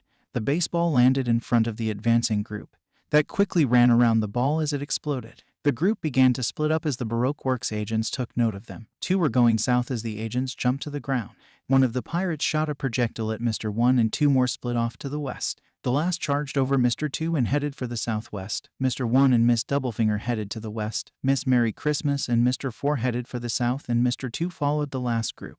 Mr. Two was the first one to arrive at his target and stopped the pair ducks from advancing any further. Oh, not too bad. Thanks for following us, and a voice came from the cloak. What? Mr. Two muttered in shock. With Mr. One and Miss Doublefinger. You people are good at guessing, the first person under the cloak told them. Yes, I'm Princess Vivi. What are you talking about? The second person said. I'm Princess Vivi. Mr. Four and Miss Merry Christmas. I think this is far enough, the first person in the cloak stated as the 2 ducks came to a halt. Time to show you who we are. With Vivi, we must hurry. The rebels will be here soon, Vivi stated as she walked out of behind a rock with Karu. Let's go, Karu. Mr. Two, a camel and a long nose. Mr. Two yelled in shock as he stared at the odd pairing. I'm sorry, Usopp yelled as he held onto his duck. Mr. One and Miss Doublefinger. Okay, Zoro beat them up, Nami yelled while cowering behind him and the pair of ducks. Shut up back there, Zoro barked as he stood in front of Mr. One and Miss Doublefinger. Damn, Mr. One muttered in disappointment. Mr. Four and Miss Merry Christmas. Hey, no more rebellion, Sanji mocked as he stood with Chopper. What? Miss Merry Christmas exclaimed in shock. With Vivi and Karu stood in front of the advancing rebellion, ready to take them on. She threw her arms out as the rebels got closer to her. Stop, rebels, Vivi shouted in hopes that they would hear her. This fight has been set up. As the princess finished her plea, a cannon fired and landed between her and the advancing army. The cannon exploded and threw up the sand to obscure her view of the army, as well as theirs of her. Hey, did you see a silhouette up ahead? Koza asked as the army continued forwards. Who cares? They've already started to fire, the man next to him replied. They can't see, Vivi stated in horror. Do not falter. Charge right through, Koza yelled at his army. It's only sand. Stop. Everybody stop, Vivi pleaded as her voice was drowned out by the hooves. Defeat the king for the sake of the country, Koza yelled. Leader, Vivi shrieked. What is it, Koza? A rebel asked his leader as the man looked around. No, it's nothing, the man replied as he shot through the sand and unknowingly ran past Vivi. This is our final battle. Leader, Vivi shouted at Koza as she looked at him. Quack was all she heard as she felt something tackle her and the army follow through and over the top of where the pair were standing. The war had started as the rebels and the royal army began their fight for the kingdom. As the sand settled back down, a small hand could be seen emerging from under Karu. As the princess pushed her way out from under her faithful duck as she looked at him in shock and horror. Karu, you protected me, Vivi cried. I'm sorry I let this happen. The rebellion has begun, but we can stop it, no matter how many times they push us back. Quack, Karu pushed out. That's what I learned on the ship, Vivi cried as her face was covered in tears. The foolishness of giving up. Vivi, a familiar voice called out. Get on. Usopp, Vivi said in surprise as she looked at the man riding a horse. That bird is done for. If we don't hurry, the battle's just going to get worse. That bird, Vivi thought in shock. What's wrong? Get on, Usopp yelled at her. Usopp, Vivi muttered out. Prove yourself. Are you doubting me? Usopp asked as he lifted his right arm to show the bandage. Look. No, Vivi muttered in surprise. Quake, Karu yelled as the duck picked Vivi up and began to run away. Zero-chan said they all had the same bandage on their arm. I wonder how they found out, Mr. Two questioned. But you won't get away from me. Akama dash. Karu, don't push yourself, Vivi told her duck. You can't run in this state. I said you won't get away from me, Mr. Two yelled as he chased the pair. No, if you run that way we'll get stuck on the staircase, Vivi yelled. Just put me down and I'll fight. Quack, Karu replied. Wait a minute, that's the wall, Vivi shouted in shock. No way, Mr. Two shouted. How can a duck run up cliffs like that? Oh no, Vivi yelled as Karu fell back from the cliff. Gaha, you sillies, Mr. Two shouted in glee. Now come down and fall prey to my Akama Kenpo. Mr. 2 watched as the duck started to flap its wings and sweat dropped as the duck pushed forwards and attached itself to the cliff. He frowned as it climbed back up as the man started to climb the cliff after the pair. He reached the top of the cliff and pushed himself up as he heard a gunfire. He watched the bullet through the air and hit the duck, causing it to fall to the floor. The man rushed forwards as Vivi cried with her duck before he was hit in the back by 2 more ducks and sent flying away. We can still stop them, right, Vivi-chan? Sanji asked as he walked forwards while smoking. Good job, Commander Karu, you're a real man, Sanji-san, Vivi stated in shock. Okay guys, you can go now, Sanji told them all. I'll take on that Okama for you. I'm fine, take Karu, Vivi ordered the 2 ducks as they picked up their injured comrade. Don't get in my way, Mr. 2 yelled in frustration. Who are you? Go, Vivi yelled as she began to run with the pair. Now she got away, Mr. 2 yelled as he began to spin around. No more joking around, just die. You took my sharpshooter's precious googles, Sanji yelled back as he kicked forwards and blocked Mr. 2. Why don't you give them back? Because I won't go down like he did. You're one of Straw Hat's friends, Mr. 2 stated. You must be the famous Mr. Prince. No, my name is Sanji, Sanji told the man. First-rate cook of the sea. A cook? I'm a first-rate Okama, the man yelled back at him. Why would a cook fight a criminal organization? An eye for an eye, Mr. 2 stated. Exactly. Leave this country alone, Sanji told him with a glare. With Usopp. Hey, Chopper, Usopp yelled as he rushed to the reindeer's side. Hey, get up, Chopper. Where's the enemy? The Mr. 4 pair? I'm here to help you. Usopp, Chopper said in a pain-filled voice. I'm glad you're okay. Don't be stupid, the sniper yelled at the reindeer in worry. What about you? They're still around here, Chopper warned as he ignored Usopp's questions. Be careful. Usopp jumped to his feet in fear as he looked around for the 2 Baroque Works members that could deal so much damage to the doctor and his strong point. As he looked around, he noticed a pillar in the nearby ruins collapse as Chopper started to force himself to his feet. What the heck? Usopp yelled in shock as he looked for the reason that the pillar collapsed. Where are they? They're underground, Chopper informed him. Miss Merry Christmas has the Magu Magu know my powers. She's a mole woman and Mr. 4 is a number 4 batter, along with his dog. Huh, start making sense, Usopp asked in confusion. What are you even talking about? Look out, Chopper yelled as he and Usopp jumped to the ground. Usopp hit the ground and barely contained shock and a large amount of fear as a baseball flew over him and Chopper. He watched the baseball shot off as a man rose from the ground with a large baseball bat and took a powerful swing that collided with the ball and sent it rushing back towards the pair of straw hats. The ball landed in front of the pair as Chopper grabbed Usopp and jumped backwards. As soon as the baseball touched the sand, it exploded and obstructed the large man's view of the 2 pirates. Are you okay, Usopp? Chopper asked in worry for his friend. Yeah, thanks for saving me, Usopp thanked the doctor. But what the hell was that? I told you, Mr. 4 is a number 4 batter, Chopper breathed out in pain.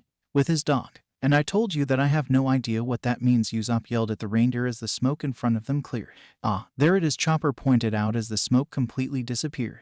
A dog? Usopp questioned as he looked at the strange dog. What the hell kind of dog is that?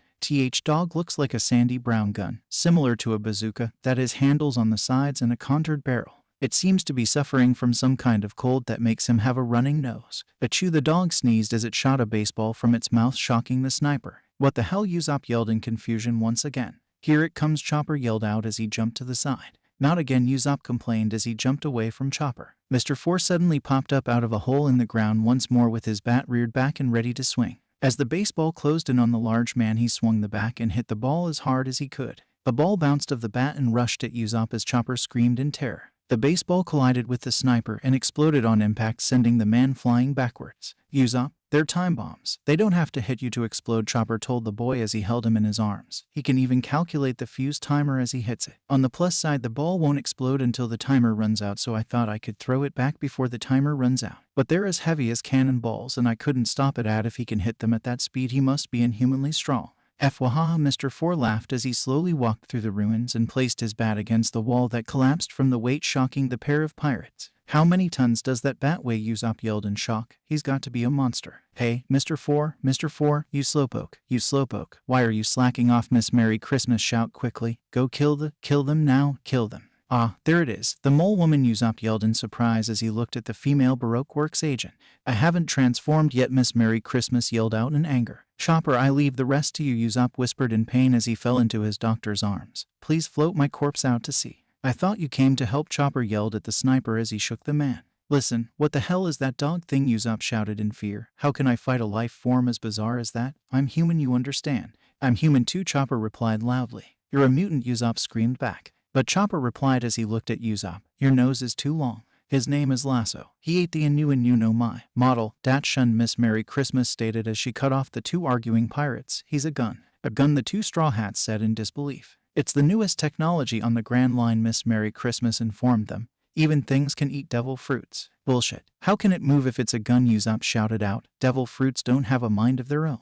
Aw, shut up. You're going to die anyway. So why should you care? Miss Merry Christmas yelled out. He moves and that's that? Ya duh. That's not right, Chopper yelled. Now listen, you boys aren't getting out of her alive, Miss Merry Christmas mocked. You've entered our territory. Now have fun because our territory is called Molho 4th Street. She's turning into a penguin, Usopp yelled as the woman shape-shifted and started to take the form of a mole. She looks like a penguin, Usopp deadpanned. I'm a mole, the female agent yelled in annoyance as she disappeared. She's underground, Chopper stated as he started to look around. Okay, time to make my escape, Usopp yelled as he turned around and began to run away. Hey, wait, Chopper yelled at the fleeing sniper as the dog popped up from the ground. Watch out. Usopp turned around as Lasso shot a baseball out of its mouth. The sniper froze in shock as the ball closed in on him. As it got close, Usopp noticed the baseball begin to curve around him and let out a gasp of relief before he turned around and noticed Mr. 4 ready to swing his bat.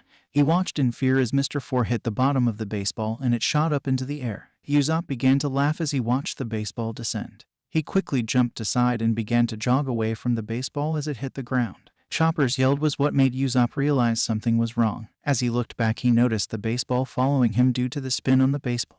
Mr. 4 isn't your normal cleanup hitter, Miss Merry Christmas mocked as Chopper turned into his walk point and saved the long-nosed sniper. Ah, Zoan family, I knew that he wasn't a normal human. Yow, here they come again, Usopp yelled as Lasso popped out of the ground. Usopp, if they hit you and make you stop, you are pretty much dead meat, Chopper warned as he watched Lasso shot out another baseball. I get it, because if you stay still they can fire a bunch more at you, Usopp cursed as he dodged a baseball. If I can only get you out of the way, Chopper roared at Mr. 4 as he changed back into his heavy point and charged the man before he was forced to stop. Wait, without a batter, Miss Merry Christmas stated from beneath Chopper as she held him in place. It's not much of a game. Usopp screamed in worry and terror as Mr. 4 started to laugh at the frightened pair and swung his bat as hard as he could. He made contact with the baseball and it shot straight towards Chopper, who was frozen in place. As the baseball closed in on him, a look of realization crossed Chopper's face and he shifted into his brain point. The shift caused the baseball to shot straight over the doctor's head and exploded behind him. Phew, I forgot I could do that, Chopper sighed out as he escaped Miss Merry Christmas' grasp. The Straw Hat Doctor charged at Mr. 4 as he shifted back into his heavy point and threw out a right-handed punch that missed the large man. Mr. 4 had dropped back into the sand and disappeared from Chopper's sight. Damn it, with them moving around like this it will be no use eating a rumble ball, Chopper thought in frustration. Huh, where'd he go? Chopper heard Miss Merry Christmas yelled as she popped out of the ground. Did that long nose escape? I gotta warn you, Usopp yelled as he jumped out of the desert with a large hammer. You guys aren't the only ones who can use the underground tunnels. Chopper watched in glee as Usopp seemed to carry a 10-ton hammer as the sniper jumped through the air and descended towards Mr. 4. He brought the heavy hammer down onto Mr. 4 and smashed it into his head as Miss Merry Christmas screamed out in surprise at the weight that the long-nosed sniper was wielding with ease. I've lost count of how many ships I've sunk with this hammer, Usopp stated in confidence as he walked away from a slumped-over Mr. 4. It's for that reason people call me the Lord of Destruction. Who the hell are you? Miss Merry Christmas screamed in a frightened tone. Holy crap, Chopper whispered in awe. My name is Captain Usopp, the sniper yelled to the heavens as he placed the hammer over his shoulder. Wow, Usopp, wow, Chopper yelled at his friend. I'll be signing autographs later, Usopp told the Doctor of the Straw Hats. Mr. 4, Miss Merry Christmas breathed out in shock. He's really not moving. I'm guessing it worked, Usopp thought in wonder. Well anyways, now's my chance. Now it's your turn, Mole, Usopp shouted as he ran at the woman, prepared to receive 5 tons of steel. Usopp jumped into the air and slammed his hammer down towards the screaming woman who dropped back into her underground tunnels system. As she kept popping her head back up, Usopp kept slamming his hammer down. He tracked her so that he would be ready to hit her from any hole that she popped out of. The problem was that it didn't take him long to run out of breath as he placed the hammer down and started to catch his breath. Duh, if you can't hit me, what's the use of carrying that thing around? Miss Merry Christmas mocked. Let me tell you something. I'm sure you've heard about the many Baroque Works members falling to us, Usopp asked as he glared at Miss Merry Christmas. That was all me. What? Miss Merry Christmas yelled in shock. And on top of that, I also have 8,000 followers, Usopp lied as he pointed at himself. Really? Chopper asked in surprise as Usopp looked at him. 5 tons, Usopp stated as he lifted the hammer above his head. Wow, awesome, Chopper shouted. 5 tons, Usopp stated as he lifted the hammer above his head. Wow, awesome, Chopper shouted. Hey, Miss Merry Christmas cut in as they all looked at Mr. 4. Ooh, ouch, Mr. 4 slowly mumbled. No, not now, Usopp shouted in worry. Jaya, after taking a hit from a 5-ton hammer, Chopper yelled out in shock. He's a monster. Mr. 4 doesn't even have a lump on his head, Miss Merry Christmas mumbled in confusion. Wait a minute, he's unharmed after a 5-ton hammer hit his head. Yikes, Usopp whispered in worry. Usopp froze in his place as Lasso shot a baseball out of its mouth and at the large hammer that Usopp was currently holding. The baseball exploded on impact, and as the smoke cleared it revealed the true weapon that Usopp was wielding, much to the shock of everyone there. It melted, Chopper yelled in surprise as he looked at the plastic melted onto wood. Of course, it did. It's fake, Usopp yelled at the reindeer. I gave up after 5 kilos. I'm not lifting 5 tons. You tricked me, Miss Merry Christmas snarled. No more Miss Nice Guy, Maguratonpo, Magagio. As Miss Merry Christmas dug into the desert, Usopp and Chopper started to look at all the holes that she could jump out of to attack. As the pair looked for the woman, Chopper noticed the displacing of sand behind Usopp and screamed at the sniper as Miss Merry Christmas jumped out of the desert. Chopper was forced to watch in horror as the woman brought her hand back and slammed the claws into Usopp, sending him flying away. Mr. 4, Lasso, take care of the reindeer boy, Miss Merry Christmas ordered. FYI, watch this, Mr. 4 yelled slowly. Yon happen punk knock. Chopper stood still as Lasso began to shot out multiple baseballs at the Doctor of the Straw Hats. As the baseballs began to close in on the reindeer, Chopper pulled out one of his rumble balls and ate it. He quickly shifted to his brain point and began to run around underneath the baseball as Mr. 4 continued to pop out of the ground and hit the baseball back at him. He used his scope just before an explosion went off and seeming killed the reindeer. Chopper, Usopp yelled in horror as he watched the explosion engulf his friend. This isn't the time for you to be worrying about others, Miss Merry Christmas mocked as she appeared from underneath him. Magura Banana. Usopp began to run away as the woman followed him from underground and would randomly attempt to cut him with one of her claws. As he was running away from the woman, he started to form a plan. He was currently running through a bunch of ruins, and if he made her collide with them underground, it should knock her out. With that in mind, he ran straight at one of the collapsed wall that he could jump over and leapt over it. Split your head open, Usopp yelled in suspected victory. Usopp smiled as his feet touched the ground. That was until Miss Merry Christmas crashed right through the wall and broke it apart. He began to panic as the ruins collapsed. He dodged the small amounts that were falling towards him and smiled once they all crashed to the ground. Aha, that stupid old penguin got crushed, Usopp laughed mockingly. I'm a mole, Miss Merry Christmas stated in frustration as she wrapped one of her claws around Usopp's feet. Magarazuka Highway. Ah, shit, Usopp yelled in terror as he started to be dragged through the ruins. Stop, let go, stop, wall ahead, stop. Magu Magu impact, Miss Merry Christmas yelled as she slammed Usopp through the wall. I see their weakness, Chopper muttered as he kept the 3 in his sight. Usopp, get away from the mole. Chopper charged at Lasso as the dog looked at him. He quickly started to throw sand into the dog's face as he watched Usopp escape the mole woman's grasp. Chopper started to run after Usopp and away from the 3 Baroque Works agents. As he ran away from them, Lasso began to sneeze and shot baseballs into the tunnel system that Miss Merry Christmas built. Explosions started happening once the Straw Hats were out of the danger zone. The 3 agents were engulfed in the flames as Chopper began to smile. The molehill's weakness is that the tunnels are connected, Chopper stated as Usopp collapsed from the damage he received. That's great, Usopp muttered in pain. The pair watched as the smoke began to clear from the explosion. Once it cleared, the 2 Straw Hats were left in a state of shock. The smoke had cleared and revealed that the agents were still in fighting shape. As Chopper cursed, Usopp shot to his feet and began to flee. That was until he once again felt a claw wrap around his feet. Usopp, Chopper shouted in fear. You can't run away now, not after what you have done, Miss Merry Christmas growled. Ah, Usopp screamed in terror. I guess if the captain is this weak, it's no wonder he has such a weak crew, Miss Merry Christmas mocked. Captain, Usopp whispered out in shock. What about Luffy? Straw Hat Luffy has been killed by Mr. Zero's hand, Miss Merry Christmas informed them all mockingly. And the rebellion has begun. You really picked the wrong people to mess with. Luffy's dead, Chopper whispered in sadness and shock as he noticed the dark look covering Usopp's face. Don't give me that crap, you ugly mole bitch. I know him. He won't die, Usopp yelled at the woman. He wouldn't lose to that filthy sandgator. You usually don't say stuff like that without proof, but he is the man who will be the king of the pirates, and he won't die in a place like this. Biwaha, Pirate King. Biwaha, Pirate King. Don't make me laugh, Miss Merry Christmas mocked. You don't ever say something as stupid as that on the Grand Line. All you people who don't realize the limits of your power would be better off dead. Aha. Chopper, take out the idiot, Usopp ordered as he looked at the woman beneath him as he reached into his pouch. I'm going to show here what the crew of the future Pirate King can do. Chopper nodded his head as he watched Usopp pull a flintlock out of his pouch. His eyes widened as he noticed Usopp's eyes harden. He couldn't believe the lengths the sniper would go to as soon as the woman mocked Luffy's dream. As he turned his back on Usopp, he heard a single gunshot and a gasp of pain. Chopper dashed at the man as he shifted into his horn point. He arrived in front of the man and shocked him by lifting him up with his horns and throwing him into the air. "I'll finish this." Chopper heard Usopp yell as once again a gun was fired. Chopper watched with steeled eyes as the bullet penetrated the large man's shoulder and he let out a scream of pain. Mr. 4 fell to the ground head first as Chopper decided to charge at him. He was ready to deal the finishing blow as he shifted into his heavy point.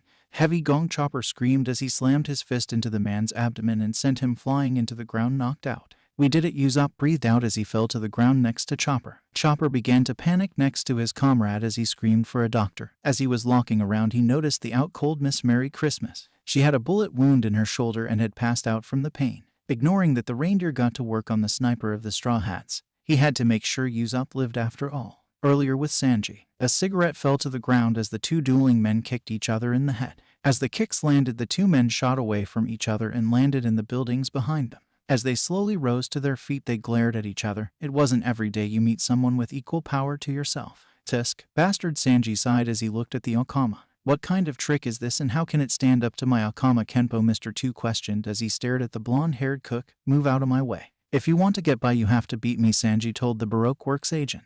"Then show all your skills, cause I've trained hard every day," Mr. 2 warned the pirate. "There's no chance you can beat my Akama Kenpo, Dozo Akamai Knuckle." Mr. 2 threw his first forwards at Sanji's head as the cook swayed out of the way. The blonde-haired cook noticed Mr. 2's other arm bending into a strange formation as the man began to mock him. "You can't escape from my punches," Mr. 2 mocked. "Akama Kenpo, soul drop, swan party. Damn it, there's no end to this. I'll have to beat him in one strike," Sanji thought as he cursed. "Collier!" Sanji yelled as he sent a kick at Mr. 2's neck only to have it blocked. Sanji cursed as he continued his attacks. Wapol was blocked by a kick, his coatlet was blocked by a swat of the hand, his cell was stopped by a kick, and finally his jigot was stopped by another kick. The pair jumped back and dashed at each other once more. Preparing their kicks, Mr. 2 used his Akama Kenpo, Swan Wind Wing Open, and Sanji used his Mountain Shot. Their two kicks once again collided and sent the pair of them flying backwards into buildings. "Damn this Akama!" Sanji cursed as he sat up. "Not even my Mountain Shot could stop him. Not even my Swan Wind Wing could stop him," Mr. 2 stated in surprise. "That's it. From now on I'm being serious." "Bring it," Sanji replied with a smirk. "You still don't understand the powers of the main no mai, do you? The most terrifying thing about it is my ability to memorize," Mr. 2 informed the pirate. "I can create any kind of face. And when you laugh, that will be my time to strike. First the funniest head, then the funniest eyes, then the funniest nose, and finally the funniest mouth. Today's special performance, main combination. 90% of that is your face," Sanji deadpanned as the man fell to his knees. Sanji charged at him and kicked the man in the face. "You're wide open, stop playing around. Have you no blood or tears?" Mr. 2 questioned. "Your show is boring," Sanji scoffed. "You dare say my show is boring? My show is not boring," Mr. 2 yelled in frustration. "I once met a man who friendship prevented me from hurting." "HMPH. Go ahead," Sanji sighed. "I think I've figured out what you're going to do anyway." "Gahaha. I'd like to see you try to MPH. The Akama was cut off by a kick to the head. "Damn you bastard, this is your friend's face? What do you think friends are for? No matter whose face you use, it is still you. It's pathetic and I'm not going to fall for it," Sanji stated proudly as he watched the Akama. "People are made of heart." Mr. 2 fell to his knees at Sanji's proclamation. He couldn't believe such a man existed. As he questioned his resolve, he switched to Nami's face and noticed a strange look in the man's eyes. He tested his theory a few more times before he came to a conclusion. He took Nami's form once more and charged the pirate cook. He threw a kick at the man's face and smiled when the blonde cook didn't dodge. The kick connected and Sanji fell to the ground. Sanji jumped from the ground as he noticed the man launching his next attack. Watching the attack carefully, Sanji smiled and threw a kick that shot the Akama backwards. The Akama flew into the building behind him and cursed as he got to his feet. "I figure it out," Sanji stated. "You can't use your Akama Kenpo when you're Nami, so all I have to wait for is the second you attack." "What are you saying?" "I can't hear you," Mr. 2 asked as he played dumb. "Right on the dot," Sanji replied with a smirk. "So, what? I've trained this soft body day and night. No matter if you understand it or not, you'll still be beaten," Mr. 2 shouted. "Now I'll show you my Akama Kenpo, main character beauty attack." Sanji watched in confusion as the man attached swans to his feet and informed him that he left one was male and the right one was female. After bragging about his strength, the Akama shot forwards and unleashed his exploding swan's attack. As he kicked out, Sanji was forced to dodge. The swan on his feet had straightened out and drilled a hole in the wall behind him. "Lucky you evade my attack. Because the soft swan neck has metal beaks," Mr. 2 mocked as he smirked at the pirate. "When such a powerful attack comes to one point, there will be no wasted damage. My one kick is like a bullet, except this bullet is quite big and it can definitely create a hole in your body." Sanji cursed as he had to bend backwards and watch as the swan extended over his head and grazed his chin. He glared at the man as he tried to counterattack with his own kick, only to be sent flying backwards due to the extended range that the swan created. Sanji cursed as he sat back up and had to look at the laughing man. I've trained for this, Sanji thought in anger. I thought this is what all that training was for. I can't let that moss-haired idiot be better for me. Sanji closed his eyes as he thought back to the training that Luffy had put them through, and he knew that now was the time to use it. After all, he had a princess to save. As he breathed out, he felt the Okama rush towards him and throw a kick, which the cook blocked without opening his eyes. He acted quickly and capitalized on the shock of the Baroque Works agent. He used a bass code as he kicked forwards into Mr. 2. He followed that up with lunge and kicked the Okama in the back. Then Tendrin came, kicking the Okama in his collarbone. Flanchet followed that, kicking Mr. 2 in the stomach. Quasi came next, as he spun around and kicked Mr. 2. Following that was Q, as he spun around again and kicked the Okama in the tailbone. Quizzo followed after that, in which he dealt a hard kick to the thigh. Next was Jarrett, as Sanji kicked Mr. 2 hard in the shin,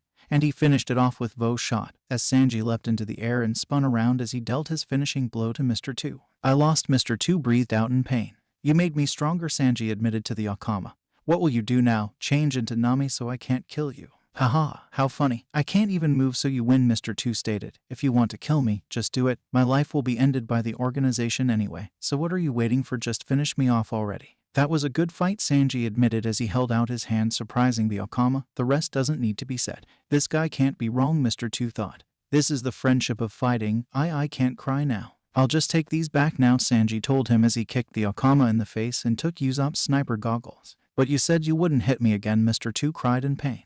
My ribs, Sanji muttered as he felt the pain in his side. I wonder how many more I just broke. So that's Kenbenshoku Haki, Sanji thought as he held his ribs. Earlier with Zoro. That idiot. Which way did she go? Didn't I tell her to stay her? That girl is only good at running and getting in my way, Zoro muttered to himself as he ran into 2 ducks. You guys try to find her as well. I think she's on the other side, so I'll just use this shortcut. Help me, Nami yelled a short distance away from the swordsman. I've had enough. Where'd that stupid swordsman go off to? Assassin rule number 1, Mr. 1 said, walking behind the navigator. Always start with the weaklings first. Let us show you, Miss Doublefinger stated from behind her partner, how a professional works. I can't run anymore, Nami thought in fear. I have to fight. Never mind, Nami yelled in fear as she looked at the pair of Baroque Works agents. I can't stand this anymore, Mr. 1 stated impatiently. You're so impatient, Miss Doublefinger replied. Mr. 1 jumped at the fleeing navigator of the Straw Hat Pirates and began to bring his arm down before he noticed a blur appeared between the two. He brought his arm down anyway and clashed with Zoro holding Sandai Kaitsu.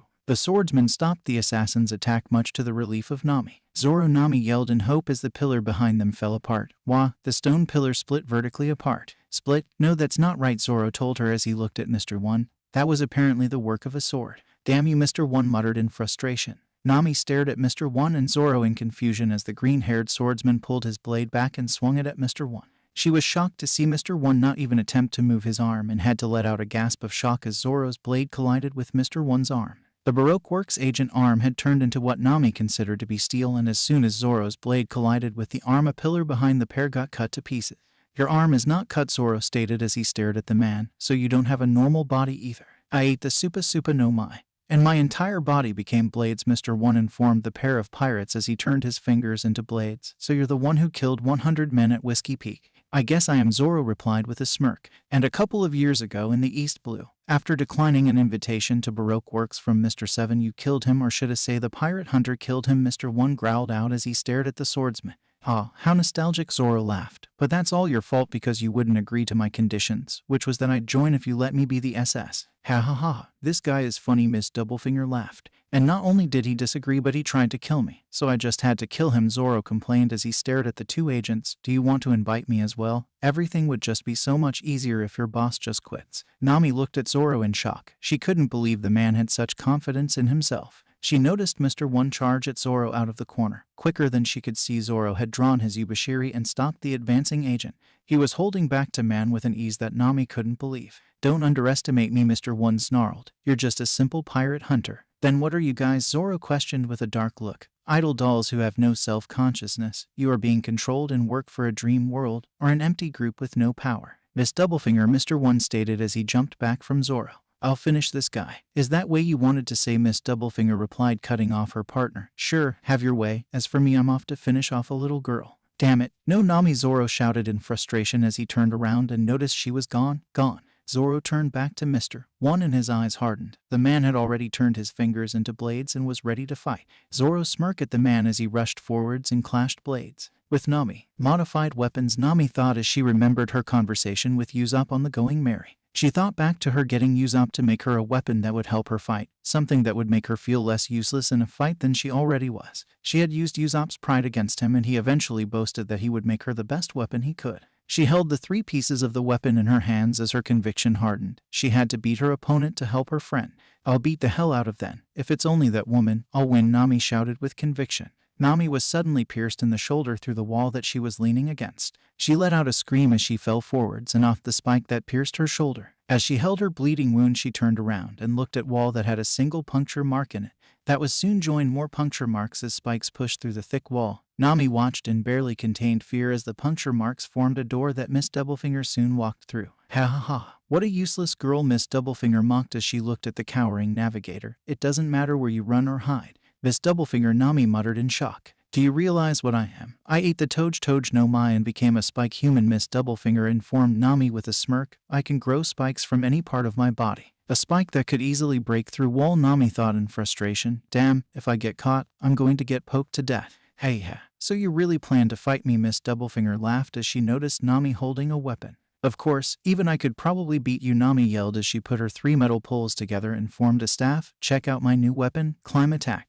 My life is in your hands now, Usopp, Nami thought. Calling clouds, calling rain, calling wind, a staff that makes miracles by manipulating the weather. First sunny, Nami yelled as she formed her staff into a triangle. Miss Doublefinger watched in interest as Nami called her attack, fine tempo. She nearly dropped to the ground and had to muffle her laughter as Nami pressed a button and 2 doves appeared out of the staff. The navigator threw the staff down and cursed as she fell to the floor. Her determination seemed to reappear as she reformed her staff into a straight line and pointed it at Miss Doublefinger like a rifle. With a shout of cloudy tempo, the end of the staff shot out a bouquet of flowers, much to the frustration of Nami as she threw the staff to the ground.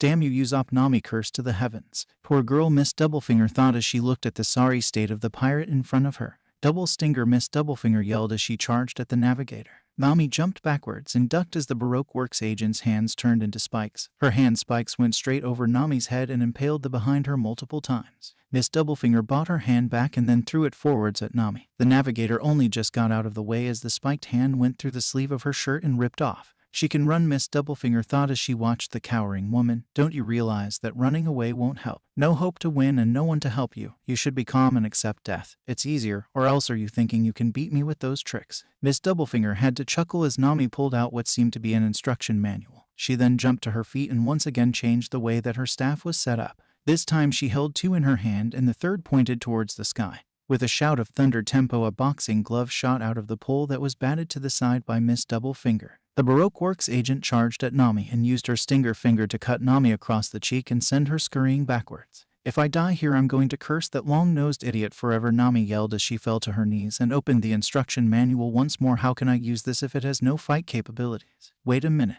I wouldn't worry about that, Nami heard from above her as she noticed Miss Doublefinger connected to bottom of the bridge. You're about to die. Standing on the back of the bridge, Nami yelled out in confusion and surprise. How's that possible? Nami watched in shock as Miss Doublefinger fell from the bridge and curled her body into a ball. She started to use her stinger hedgehog as she covered her whole body in spikes. The ball fell to the ground as Nami dodged it with ease. She began to panic as the ball started to roll after her. Nami was fleeing from the spiked ball when she noticed an open window that she decided to jump through, only to have to turn around to block the spiked ball. She quickly took off her cloak that she had on and wrapped it around the ball, causing it to have to stop.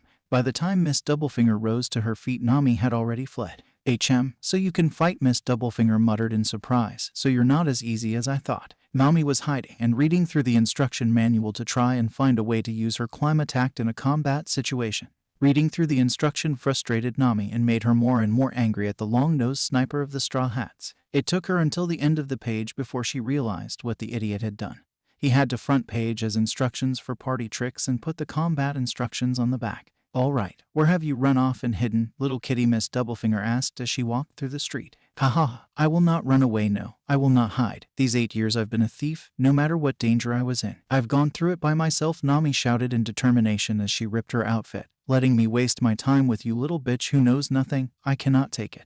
I feel sorry for you, Miss Doublefinger stated as she looked down on the navigator. What's the matter, looking strong so suddenly? Miss Doublefinger watched in confusion as Nami placed one of the pipes in her mouth and blew into it. The first pipe she blew into created a large heat ball. The second pipe she blew into created a large cold ball. And finally the last pipe created a large thunder ball. Miss Doublefinger nearly face-palmed as she watched Nami once again start screaming about a long-nosed idiot.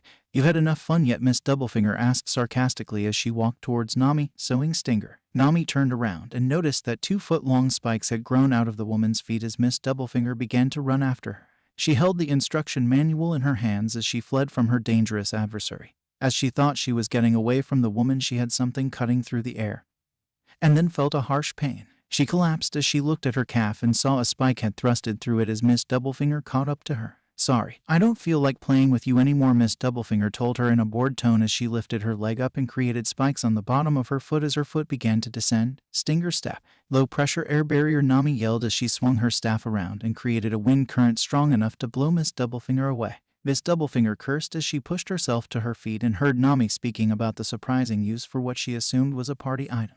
Miss Doublefinger charged the smirking woman and created long spikes on all of her finger as she thrust them forwards in victory. She had stabbed Nami through the chest and head. You've been tricked, Nami mocked as she appeared at the side. What? Miss Doublefinger yelled in shock. Cold bubbles can change the temperature. And under apparent change of temperature creating a bent in the light way, Nami informed the woman, so this weapon is most fitted for me, after all. A mirage, Miss Doublefinger yelled in confusion. How could you do that in such a small place? I guess I finally learned a use for this metal rod. So come one, Nami stated with confidence oozing from her. Nami started to twirl her staff around as Miss Doublefinger rushed her. The Baroque Works agent turned her fingers in spikes as she forced Nami to jump backwards. Nami was pushed into a corner as she reached back and touched the wall that blocked her escape. Miss Doublefinger laughed at the navigator as she charged forwards and turned both her hands and chest into spikes and stabbed forwards, pinning the navigator to the wall. Although you have a nice weapon, it doesn't have much power, so you can only look at it as a playing tool, Miss Doublefinger mocked as she turned her lips into a spike. If it's made for a purpose, to specifically kill people, then it can be called a weapon. Miss Doublefinger pushed her head forwards as Nami allowed the clothes the Baroque Works agent had pinned to rip. As soon as the clothes ripped, Nami dropped to the ground and rolled to the side as Miss Doublefinger made contact with the wall and obliterated it. Nami screamed in fear once more as she began to run away from her dangerous enemy. Such a toy, Miss Doublefinger stated as Nami turned around and noticed the woman had one of her poles. This toy can't kill me. Its electricity is weaker than the static electricity I get off a jacket. Don't say such things, Nami yelled as she charged forwards and knocked the pole from the woman's hand. I'll show you how this weapon can be used. I have to fully use these 3 rods and the weather of this country to win, Nami thought as she watched the woman in front of her.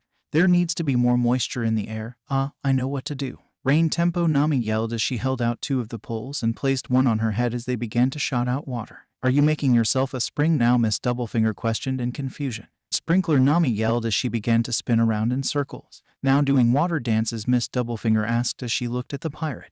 Them on it. It's so different from what I'm thinking, Nami shouted with shark teeth. Have you played enough for your party? Because I can't display weakness, and if you want to play, then let's play together, Miss Doublefinger stated darkly as her hair turned into spikes. What? Nami yelled as the woman started to charge her. Sea urchin stinger, Miss Doublefinger shouted as she charged Nami. Pool ball, Nami yelled out as she blew into the rod. Don't think that I'm a little beehive, Miss Doublefinger yelled as she just missed the dodging Nami and crashed into a building.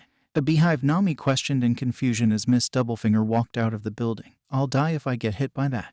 That was just a play in response to your game, Miss Doublefinger replied with a laugh, so you get something interesting to watch too. Heat ball, Nami yelled as ignored the other woman and blew into her heat rod. Miss Doublefinger watched the navigator's futile effect to inflict damage on her with no interest as she turned her fingers into spikes. She brought her hand up to her shin and thrust them inside her shoulder. While this was happening, Nami continued to blow the rod that was producing the heat balls that she needed. She turned to look at Miss Doublefinger when she heard the rip of clothes behind her. What? Nami screamed in shock as she looked at the strange sight in front of her. Toj doping, Miss Doublefinger muttered as she caused her arms to enlarge. I said don't look elsewhere, didn't I? Nami froze as the woman began to charge her and spikes appeared on her arms. The Baroque Works agent used her stinger flail as she threw a punch that Nami dodged. The woman made contact with the pillar behind Nami and shattered it immediately. Nami screamed as chips from the broken pillar hit her legs and embedded themselves inside her as she collapsed. I just stopped your best talent, I see. Now you can't run away, Miss Doublefinger mocked as she closed in on Nami. My feet are cut up by that pillar, Nami thought in annoyance and pain. Oh yeah, how about the bubbles? Nami looked up and smiled at the small cloud she could see in the sky. She forced herself to her feet as she held her heat and cool pole in each hand. She began to spin them around, creating more bubbles for the small cloud as Miss Doublefinger continued to walk towards her. Nami had to quickly put her pole back together to block the stinger flail that Miss Doublefinger used on her. As the attack hit her staff, she fell to the ground with a small smile. Nami pulled the pole apart and swung the electric pole at the woman. Thunderbolt tempo, Nami yelled in triumph as a lightning bolt shot out of the cloud she made and hit Miss Doublefinger. Miss Doublefinger's eyes hardened as she charged at Nami while turning her hands into spikes. She thrust the spikes into Nami before the woman once more disappeared using her mirage tempo. I won't forgive you, Miss Doublefinger snarled. Today's weather is calm. With a high air pressure, it's sunny throughout the day, Nami informed the woman smugly. But in some places there are mirages and even tornadoes, so be careful of tornado attacks. Are you still all right? Miss Doublefinger asked sinisterly as she noticed the blood flowing down left leg. Today's weather is tornado, Nami shouted in desperation as she held the rod out in front of her. That wound which has been hurt till now. That left leg. You can't stand much long, Miss Doublefinger yelled as she turned her hair into spikes. Sea urchin stinger. The woman charged forwards and drove her head into Nami, who had lifted her left leg up to stop the attack. The spikes easily punctured Nami's foot as the navigator let out a scream of pain. Miss Doublefinger let out a gasp of surprise as she was halted in her advances. I don't feel a damn thing. Do you know that person's pain? Nami asked through gritted teeth. Compared to that, 1 or 2 or 3 legs mean nothing. Now watch me. Tornado tempo. The pair watched the staff in anticipation, but neither expect what happened next as 2 doves shot out of the pole and ensnared her opponent. Nami let a gasp of failure as she expected the normal party trick after that. But much to her surprise, the 2 doves started spinning around and caused Miss Doublefinger to do the same.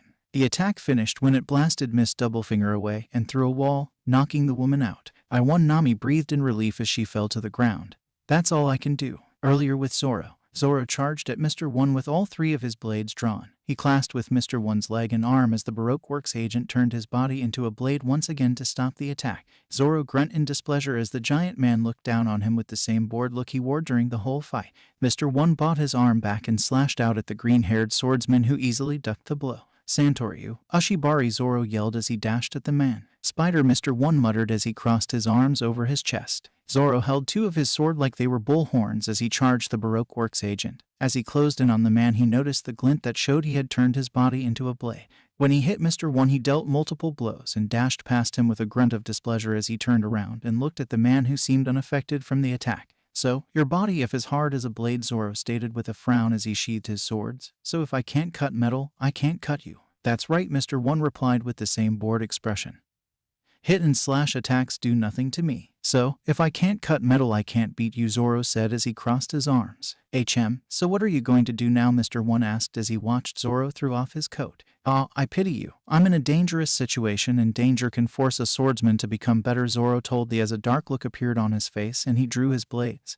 Because when I've beaten you, I'll be a man who can cut through steel. I'm sorry to burst your bubble, but since I gained these super powers, not one swordsman has been able to hurt one hair of mine, Mr. 1 detailed as slammed his fists into each other. You cannot beat me, swordsman. Oh, I understand, but I was just giving you some advice to remember things, Zoro stated with a bloodthirst smirk. I don't know what kind of swordsman you fought before me, but a swordsman not injuring you will change very soon, because you've never fought anyone like me. I see you only have a big mouth, Mr. 1 replied as he charged at Zoro. Thanks for saying that, Zoro responded as he drew Yubashiri and Sandai Kaitsu. You baldy. Zoro quickly held his blade in front of him to block the leg that Mr. 1 was attempting to kick him with. Zoro smirked at the men as they began their test of power without either flinching away from the other. I wonder how long you can last, Mr. 1 asked with a small frown on his face. How about you, Zoro shot back with a smirk. Mr. 1 dropped to the ground and began to spin around as Zoro looked at him in surprise with a frown on his face. The man turned his fingers into blades and muttered Sparklaw as he threw a punch at Zoro, who blocked the attack with Yubashiri. Mr. 1 didn't stop there as he threw another punch with other hand only to be blocked by Sandai Kaitsu. Zoro was forced to stop the next attack with his Yubashiri again as Mr. 1 tried to throw quick rapid punches, which caused Zoro to have to slowly back up as he blocked each blow. Zoro was forced to bend backwards as Mr. 1 sent a kick at him. Santoryu, Onigiri, Zoro muttered as he jumped backwards and landed in a crouch. Zoro placed his Wado Ikemanji in his mouth and placed his other 2 blades behind it. He charged at a surprised Mr. 1 and slashed him across the chest. As Zoro finished his attack, he quickly turned around and jumped at Mr. 1 using his Santoryu Torigari. Zoro grunted as his swords made contact with Mr. 1's chest. He used his blades to force Mr. One into the ground with a large crash as he landed on his feet. Zoro watched as the Baroque Works agent pushed himself up from the ground without a single wound on him. "What did I tell you earlier?" Mr. One mocked with his bored expression. "Ah, there's not even a scratch on him," Zoro stated in surprise and disappointment. "I've only met one person who can take my attacks and stay standing." "That's two now," Mr. One mocked as he looked down on the swordsman. As soon as the words left Mr. One's mouth, the man charged. He launched another kick as he turned his leg into a blade that Zoro was forced to dodge. Mr. One didn't wait for his feet to touch the ground as he spun around in the air while turned his other leg into a blade. Zoro brought up his Sandai Kaitsu to block the man's kick as he was forced to his knees. This guy can make a blade anywhere on his body. He can have a body full of blades, Zoro thought in frustration as he blocked another kick. Zoro fell to the ground from the pressure of the kick and started to roll away quickly as Mr. One tried to finish the battle with a kick. As the Straw Hat swordsman rolled back, he felt himself hit the wall behind him. He quickly forced himself to his feet and held the two blades in his hand in an X shape. He saw the advancing Mr. One launch his attack while muttering "Sparkling Daisy." As the attack hit his blades, the building behind Zoro got cut into 5 pieces as it fell apart. "This guy," Zoro thought in frustration. "Fly away," Mr. One stated with his usual bored expression as Zoro was sent flying backwards into the cut-up building. Zoro was lying under rubble as he had cuts all over his chest and was bleeding profusely. The green-haired swordsman thought back to a lesson that his sensei had taught him, and how a true swordsman only cut what he meant to cut. Hurry up and slash me," Mr. One ordered in a bored tone. "I'm just standing here, and I haven't seen you hurt me yet. Underestimate me. Now I will show you the look of me slashing through metal," Zoro yelled as he lifted the building that was on top of him. "When I can slash through metal, that'll mean your death." "Is that so?" Mr. One replied as he stared at Zoro. Zoro screamed as he threw the building at the Baroque Works agent. "No matter what come towards me, I will simply destroy it," Mr. One told him as he lifted his arms up to his face. "It all starts with the blade that cannot cut through anything," Zoro thought as he remembered his sensei's words. "Stupid tricks," Mr. One muttered as the building closed in on him. "I still don't understand the words from sensei. A word that cannot cut, but can cut through metal," Zoro mused in his thoughts. "That doesn't matter. The harder it is, the stronger the swordsman I'll become in the end." "Atomic spar, Mr. One said simply as he threw his hands forwards at the building and cut it into square-shaped pieces. "I'll be the first to cut you in half," Zoro yelled as he jumped through the cut-up building. Zoro landed in front of Mr. One and started to swing his blades at the man, clashing steel with steel. He started to push the man back as he spun around and swung his blade at the man's neck. The man simply jumped backwards as the blade hit his neck. He charged forwards once again as he threw a kick at Zoro.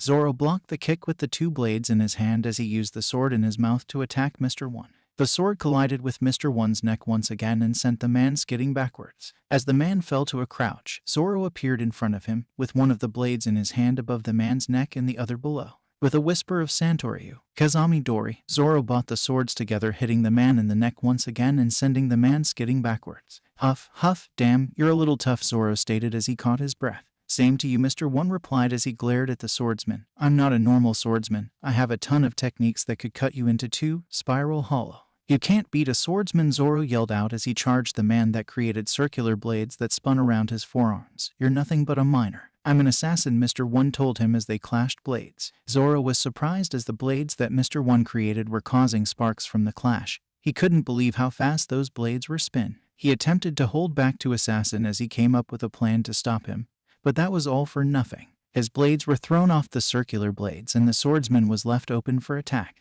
"I'm not just some dumb miner. I'll cut you through as proof," Mr. One roared as he threw his hand forwards. "Damn," Zoro yelled as Mr. One's arm closed in on him. The pirate had no choice but to take the attack that Mr. One was currently using. The circular blades clashed with the moss-haired swordsman's chest and instantly started to rip it apart as blood flew all over the place. Zoro fell to his knees as the blades tore into him, only for Mr. One to rear his hand back and throw a punch that hit Zoro in the stomach. Zoro's swords flew into the air as the blades tore into his stomach, splattering blood all over the place. "The wrong decision will result in death," Mr. One yelled as he turned his fingers into blades and hit Zoro once more, cutting his chest again and sending him flying into a pillar with blood pouring out of his wounds. Mr. One walked towards the downed swordsman on the Straw Hat Pirates who was laying on his stomach. As he neared the bleeding man, he brought his hand to his face, and with bloodthirsty look in his eyes, he tasted Zoro's blood that coated his hands.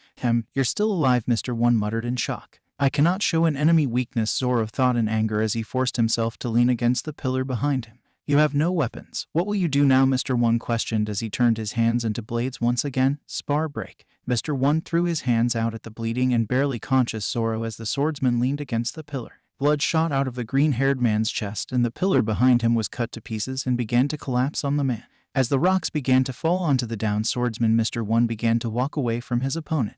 "Just die now," Mr. One ordered as he walked away. "Today I've had little luck with rocks," Zoro thought as the broken bridge began to collapse. The pieces fell down and started to land on the swordsman. The blood flowed out of his body faster as the rubble seemed to fall onto him. Mr. One began to walk away as the falling rubble ceased and he believed his opponent to be dead. Feeling a strange chill, Mr. One turned around and noticed the swordsman somehow standing. The green-haired man looked to be covered in blood as it continued to flow out of his wounds. "Are they all right?" Zoro thought. "Impossible. Even after all that, he's still standing," Mr. One stated in shock. "Evade all of them." "No, it's because I knew they wouldn't land on me," Zoro thought as he stood still. "My sword, it's under that rock, I know it." "What are you doing?" Mr. One demanded as he watched Zoro lift up a piece of rubble and pull out one of his blades. "I've had this feeling before too. Everything is quiet, except my heartbeat, which is so loud. I'm at death's door," Zoro thought as he held his blade. The falling rocks had a sense of life to them. Not life, I would call it breathing. The breath of those rocks. Even the trees are breathing. Even the land. Is this the meaning? Not being able to cut through is to understand the meaning of breathing. Is this the power to cut through metal? "What's going on?" Mr. One yelled at Zoro. "After receiving so many attacks and bleeding that much, how could you still be alive?" "I can hear it. His metal is breathing to me," Zoro thought as he finally looked up. "GRR. The next move is going to finish you off for good," Mr. One growled. "Transfer my thoughts through my sword," Zoro said as he slashed at the leaves on a tree without cutting it.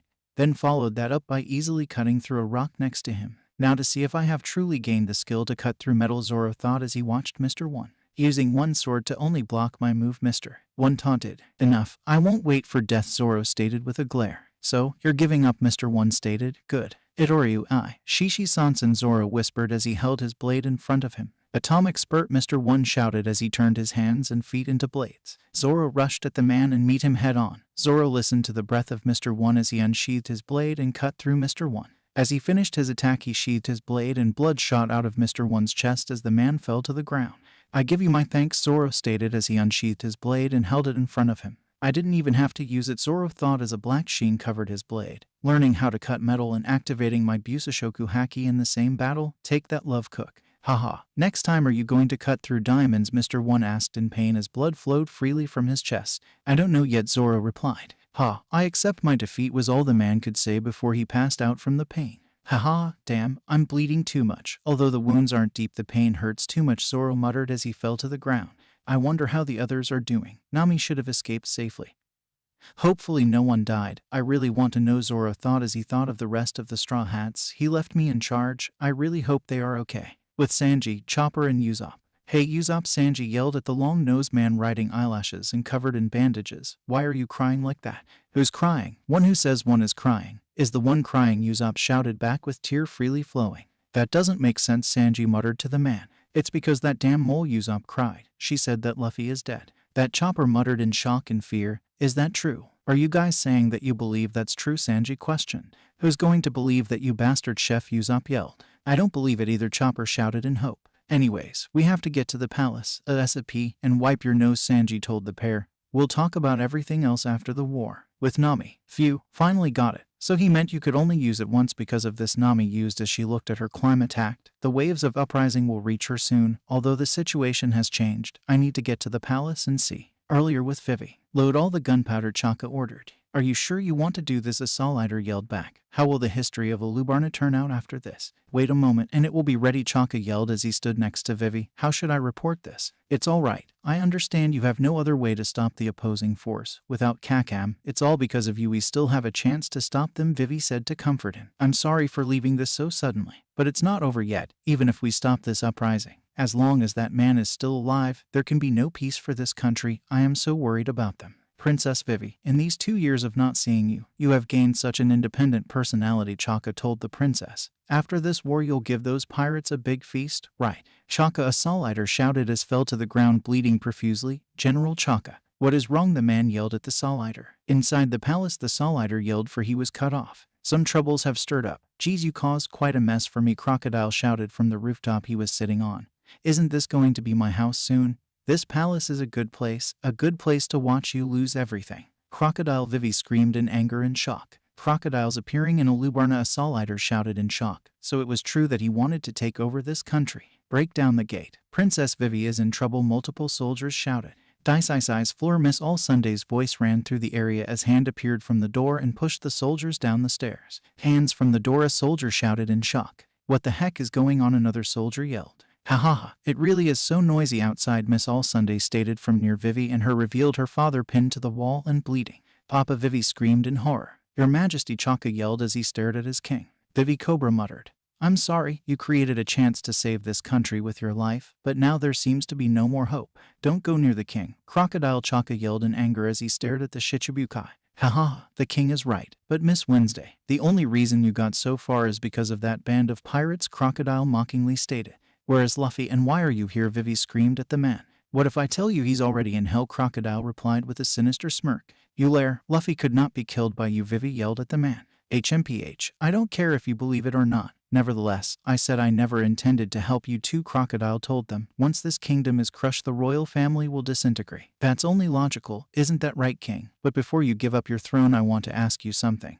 This is also the biggest reason I have done what I have. Where is Pluton? How could you? Cobra replied in shock as the onlookers mirrored his expression.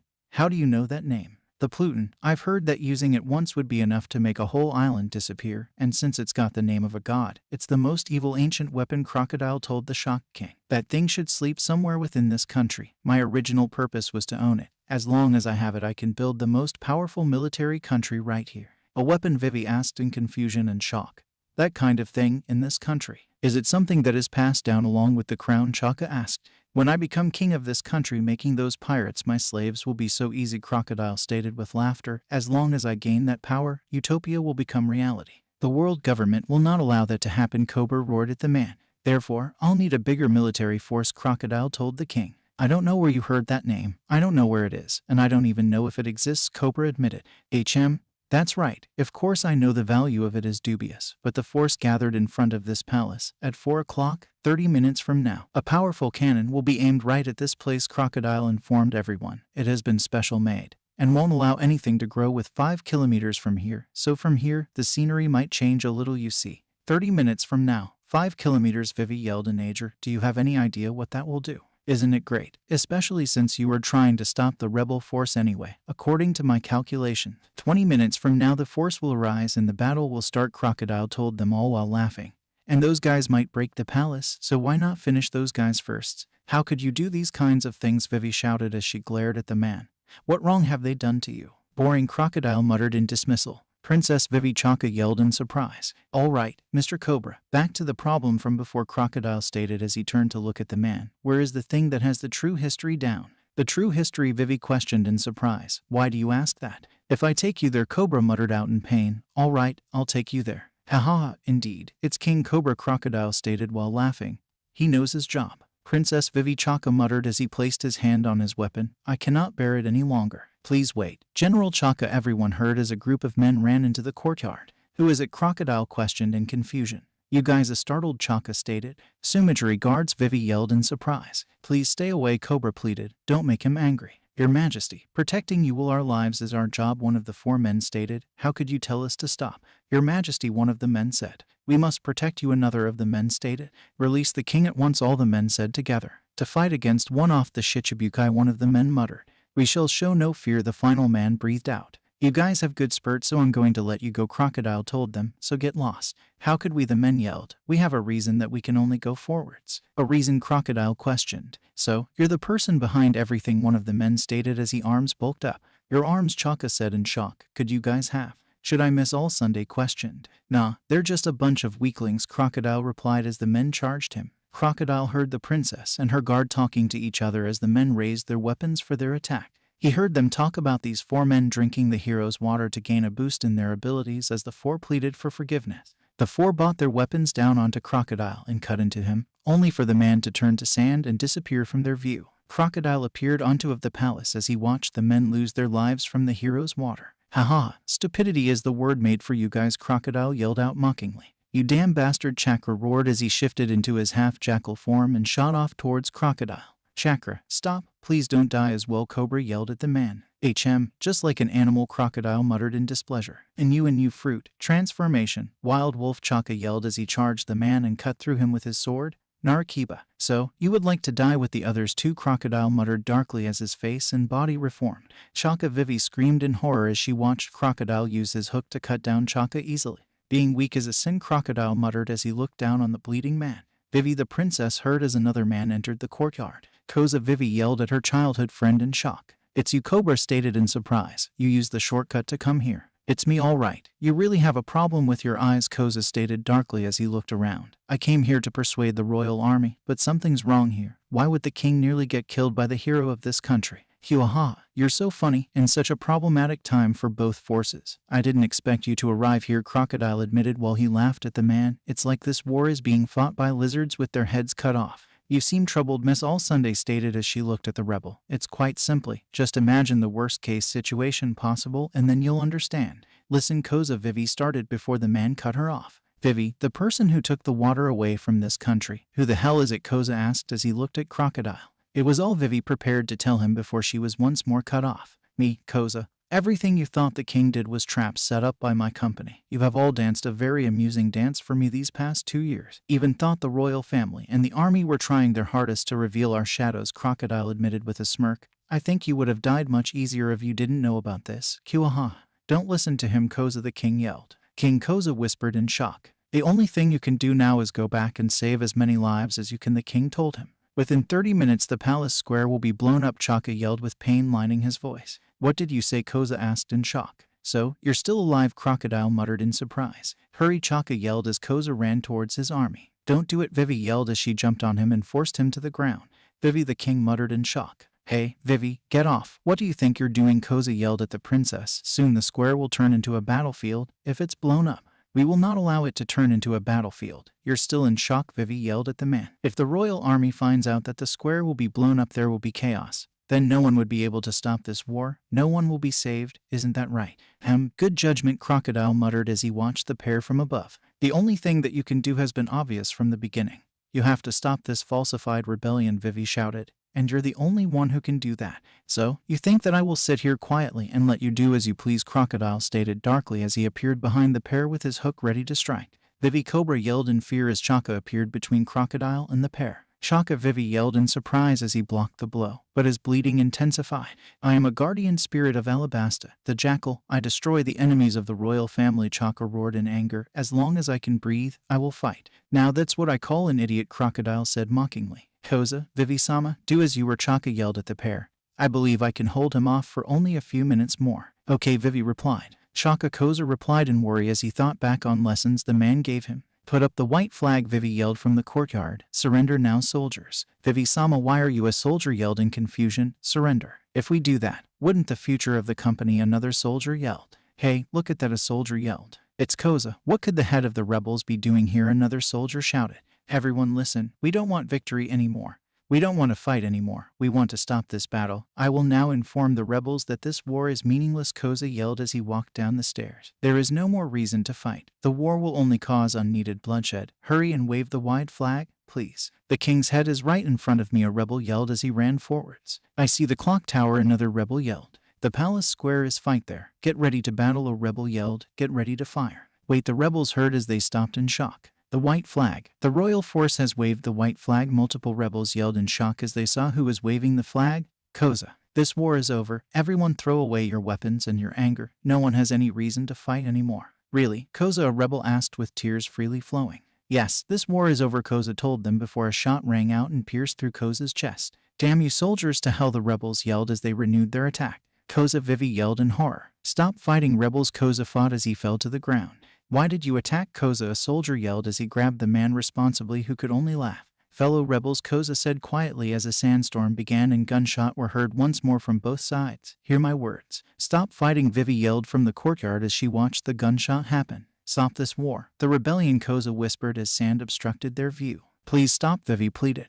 Your voice won't reach them, Miss All Sunday told the princess. Such a lively fight, isn't it, little girl? This is the end, Cobra thought as he hung his head. Hurry up and run, Cobra yelled at his daughter. Run away from that man. No, the princess roared as she looked at Crocodile. This sandstorm is your doing, so as long as I can stop the cannon, then I can reduce the causalities. You can stop the uprising this way. You can stop the uprising that way, Crocodile said as he looked at her. Wake up, little girl, your dream isn't realistic, and this is reality. Dreams are something that only powerful people can bring into reality, even if it isn't realistic. I don't care, I won't give up, Vivi shouted as Crocodile wrapped his hand around her throat and lifted her into the air. You damn people won't understand. I am the princess of this country. Such an uncute girl, Crocodile muttered. For this country, Vivi yelled before she went quiet as Crocodile tightened his grip. Vivi, Cobra muttered in shock and fear. 15 minutes until the cannon fires, and the reinforcements for the rebellion will be arriving soon, Crocodile told her with a dark smirk as he held Vivi off the palace and over nothing but air. Your fate is sealed, along with everyone in the blast area. If you told the loyalists about the blast, there would have been chaos, but you could have saved thousands. Stop, Cobra yelled in fright as he knew if the man dropped his daughter it would mean death. Stop it, Crocodile. You thought you could save everyone. How naive. So in the end, you could leave everyone to their deaths, Crocodile told her mockingly. From now on, no one will know any better. You worked for us for 2 years. I thank you for that. So in the end, you don't have a choice at all, whether saving the country or rebelling.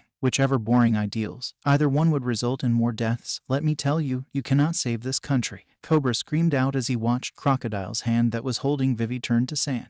His heart nearly stopped as he heard the screams of his daughter as she was dropped to certain death. He couldn't help but glare at the laughing Crocodile as these Shichibukai looked to the sky and cursed. Cobra looked up and a small smile appeared on his face as he looked at the figure that could only be Pell with someone on his back. Crocodile Luffy yelled in fury as he passed the man. Luffy, Vivi shouted in hope. Straw Hat, Crocodile spat in disgust. Phew, Luffy muttered as they closed in on Luffy and he wrapped his arms around her. I caught up. Luffy, Pell, the palace is going to be bombed. There isn't any time left, Vivi told them. Everyone is going to die, and no one can hear my voice. If this continues, this country will. Don't worry, Luffy told the woman as his arms tightened around her. We all heard your voice. With Zoro and Nami. I'm the more injured one, Zoro complained as he carried Nami on his back. Stop blabbering. Aren't you a man? Nami yelled at him. I can barely even stand due to this damn blood loss. With Luffy. Luffy, be careful, Pell warned the straw hat wearing boy. Don't worry, Luffy told Pell. I ate enough meat, so I'll definitely beat him this time.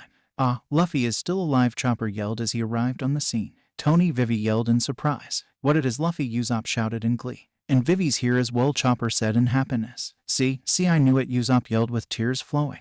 Really, Chopper asked, falling for the lie. Yeah, right. Is that the face of someone who knew it, Sanji stated with a sweat drop. Usopp and Sanji, Vivi muttered as she stared at the pair. Hey Vivi, why are you all banged up like that? Nami asked as she arrived and saw Usopp and whacked him with her staff. You idiot. Nami, Mr. Bushido, Vivi stated as she released a sigh of relief. You're all alive. Who asked you to make a party toy? Nami shouted at Usopp.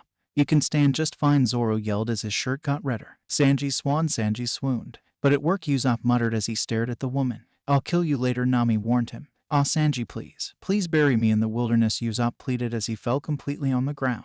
Ah, these wounds are serious, Chopper shouted in worry. Hey, how the heck did Nami get hurt? Sanji yelled at the wounded swordsman. Isn't she all right? Zoro growled. Vivi, just now, what was that sandstorm? Nami asked the princess. Sorry, I lost to him once, Luffy told them in disappointment and anger at himself, so this time I can't lose. The hurry up with it, Zoro told him. If you can't beat him, no one can, Usopp yelled as the rest of his crew nodded. I'll finish this now then, Luffy said as he took to the air with Jeppo. All right, Usopp yelled in his full body bandage as the rest of the crew screamed with him. I still have my friends, Vivi thought with a smile as Pell smiled at them all. Crocodile, Luffy yelled in anger as he landed on the palace courtyard. Translations. Busashoku Haki, Armament Haki. Soru, Shave. Desato Supata, Desert Spada. Desato Jurasaur, Desert Jurasol. Jeppo, Moonwalk. Maguratanpo, Magagio, Mold Digging Technique, Mole Fish. Yonhappen Punk Knock, 400 Punk Knock. Magura Banana, Mole Palm Shoot. Magurazuka Highway, Molehill Highway. Magu Impact, Mole Honorable Death. Dozo Akamai Knuckle, Don't Mind My Fist. Collier, Neck. Epaule, Shoulder. Coatlet, Rib. Cell, Lower Back. Poitrine, Chest. Jigget, Legs. Mountain Shot, Sheep Shot. Bass Coat, Roast. Longe, Loin. Tendron, Collar. Flanchet, Stomach, Belly. Flanchet Shoot, Belly Shoot. Quasi, Rump. Q-Tail. Quizzo, Thigh. Quizzo Shoot, Thigh Shoot. Jarrett, Shin. Bow Shot, Veal Shot. Kenbenshoku Haki, Observation Haki. Supa no Mai, Dice Fruit. Toj no Mai, Spike Fruit. Toj Doping, Spike Acupuncture. Santoryu, Ushibari, 3-sword style, Bull Needles. Santoryu, Onigiri, 3-sword style, Oni Cutter. Santoryu, Toragari, 3-sword style, Tiger Trap. Santoryu, Kazami Dori, 3-sword style, Crab Seize. Itoryu I, Shishi Sansen, 1 sword, blade style resheath, Lion Song. Daisai's Floor, 16 flower. Sumijuri guards, kicking claw force. Inu, dog. Narakiba, howling fang. What, find the shooter? How the heck am I supposed to do that? Usopp yelled. No time to think about it, we only have 10 minutes, Sanji told him. Since the diameter of the blast is about 5 kilometers or so, the enemy should be at least 2.5 kilometers away, Nami stated. No, Vivi, cut them off. The shooters might be very near. How if the shooter is there? Then that'll mean, Usopp said in shock. Crocodile is that sort of person, Nami told them. Killing his own butt, as Chopper stated in disbelief. I'd like to eat that guy raw, Sanji muttered as he noticed Pell draw his blade. If you know it. Then let's, Zoro started before he drew his Sandai Kaitsu and stopped a rebel's blade as Sanji kicked the man into unconsciousness. Damn it, Usopp yelled in shock at the power the cook and swordsman possess. We've finally found you, Princess Vivi, a Baroque Works agent yelled as from a large group. Killing you will earn us a promotion and we'll become millionaires. How long do you plan on taking, Sanji asked Zoro. We have to make every second count, Zoro replied. 2 seconds, the pair said as one. Let's run, Nami yelled as she saw Sanji close his eyes and Zoro draw his swords. Let's hurry and escape to somewhere safe, Usopp shouted. 10 minutes. Is this country going to make it, Vivi thought. Our last chance? The last 10 minutes. Back with Zoro and Sanji, the pair we currently destroying any of the Baroque Works agents that came near them. Zoro was using all 3 of his blades to not only cut through swords but cut down every agent he was near. Sanji was dealing out a flurry of kick and battering and breaking the bones of everyone that came near him. With Luffy rushed to the downed and badly wounded Chaka's side. As soon as he landed on the roof, he noticed that Crocodile was gone and the only alive person there was Chaka. He rolled the man over as his eyes fluttered open and looked at the straw hat wearing boy's face. Where is he? Luffy asked as the man looked at him. I don't know, the man cried. He took the king with him. I didn't want to do this, Luffy whispered as he stood up. I'll have to find the most powerful aura. Luffy stood completely still as he started to use his Kenbenshoku Haki to locate Crocodile. He could feel 2 strong auras as well as a fairly weak one as well as a group that was preparing to cut them off. He took to the air and began to speed off after those auras. With Crocodile, Miss All Sunday and Cobra. Leave, we have important business, Miss All Sunday stated as she stood next to Crocodile as she held Cobra. It's hard to obey that with what happened in Alubana. I've already listened to the reports, Tashigi told them as she stood in front of a group of Marines.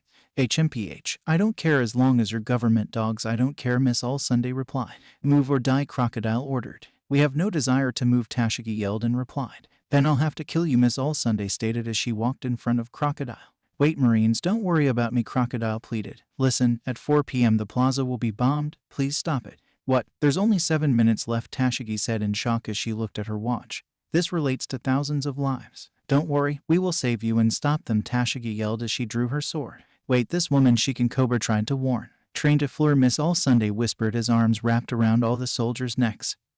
Strangle. You have a devil fruit power, Tashigi yelled as her men dropped to the floor with blood coming from their mouths. Didn't she say we have some business? Crocodile told the woman with a smirk. Lieutenant, that's Nico Robin, a Marine screamed from behind her. She's had a bounty for over 20 years. As she sunk 8 battleships when she was 8 years old, she has a bounty of 70 million bully. They know your name, Crocodile chuckled. Even with the large difference in numbers, we can't take out these 2, Tashigi thought in frustration. Sergeant, get everybody to the palace ground and stop the bomb, Tashigi ordered. But Lieutenant, the Marine tried to argue.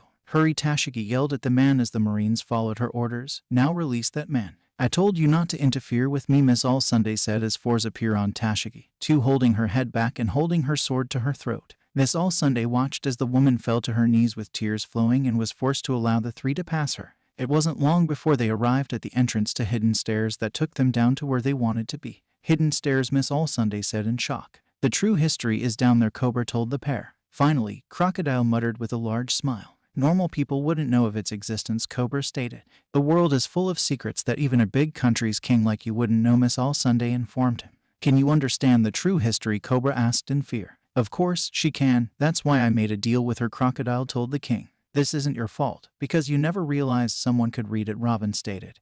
There may be some information about Pluton in this true history. I don't know, Cobra replied with a frown.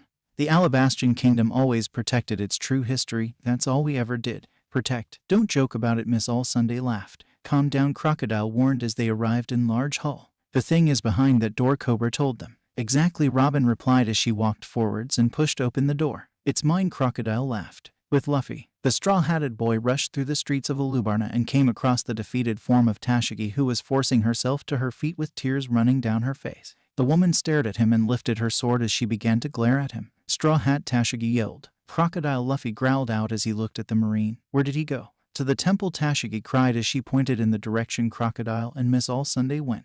That way, Luffy replied as he began to run in that direction. Thanks. What is this? Luffy heard Tashigi cry as he ran towards Crocodile. The straw-hatted boy began to stretch out his Kenbenshoku haki once again. Knowing the direction Crocodile was in certainly helped locate the man. As soon as he felt the strong aura, he began to charge off in that direction, only slightly surprised that it was underground. With Crocodile, Miss All Sunday, and Cobra. Did you find everything you wanted to know? Cobra asked as he watched Miss All Sunday stared at the poneglyph.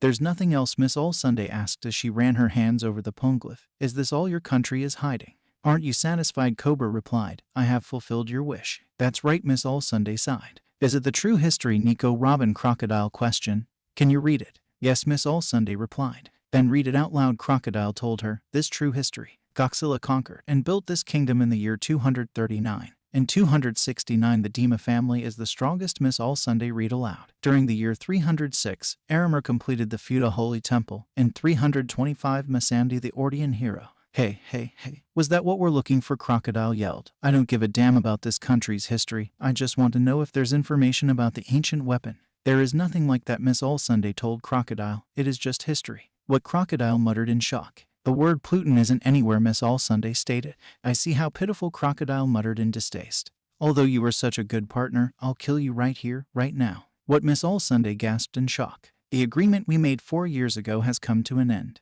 What you said was, as long as you take me to the true history, I'll tell you about the weapon, Crocodile told her. After 4 years in Baroque Works, you've always been smart and diligent during that time.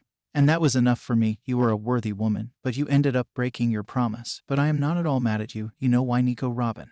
As stupid, Miss All Sunday muttered as she jumped away from the man and pulled a small vial of liquid from her cloak. I've worked 4 years with you. I always knew your intentions. A Crocodile muttered as Miss All Sunday threw the vial at him. Water. Crocodile tilted his head to the side and dodged the small vial before he felt an arm appear out of his shoulder. His eyes opened in surprise as the hand caught the vial, and he could see that Miss All Sunday was smirking at him as she charged at him. If I pour water on you, this knife will go through you, Miss All Sunday shouted. As Miss All Sunday charged at the man, she had to let out a gasp of shock. The Shichibukai seemed to disappear right in front of her eyes. The woman started to look around for her target before she heard his familiar chuckle and felt a hook pierce her chest. I will forgive everything you've done, Crocodile told her as he pulled the hook out of her chest. Because from the beginning I never trusted anyone. Miss All Sunday spat up a glob of blood as Crocodile watched her collapse to the ground.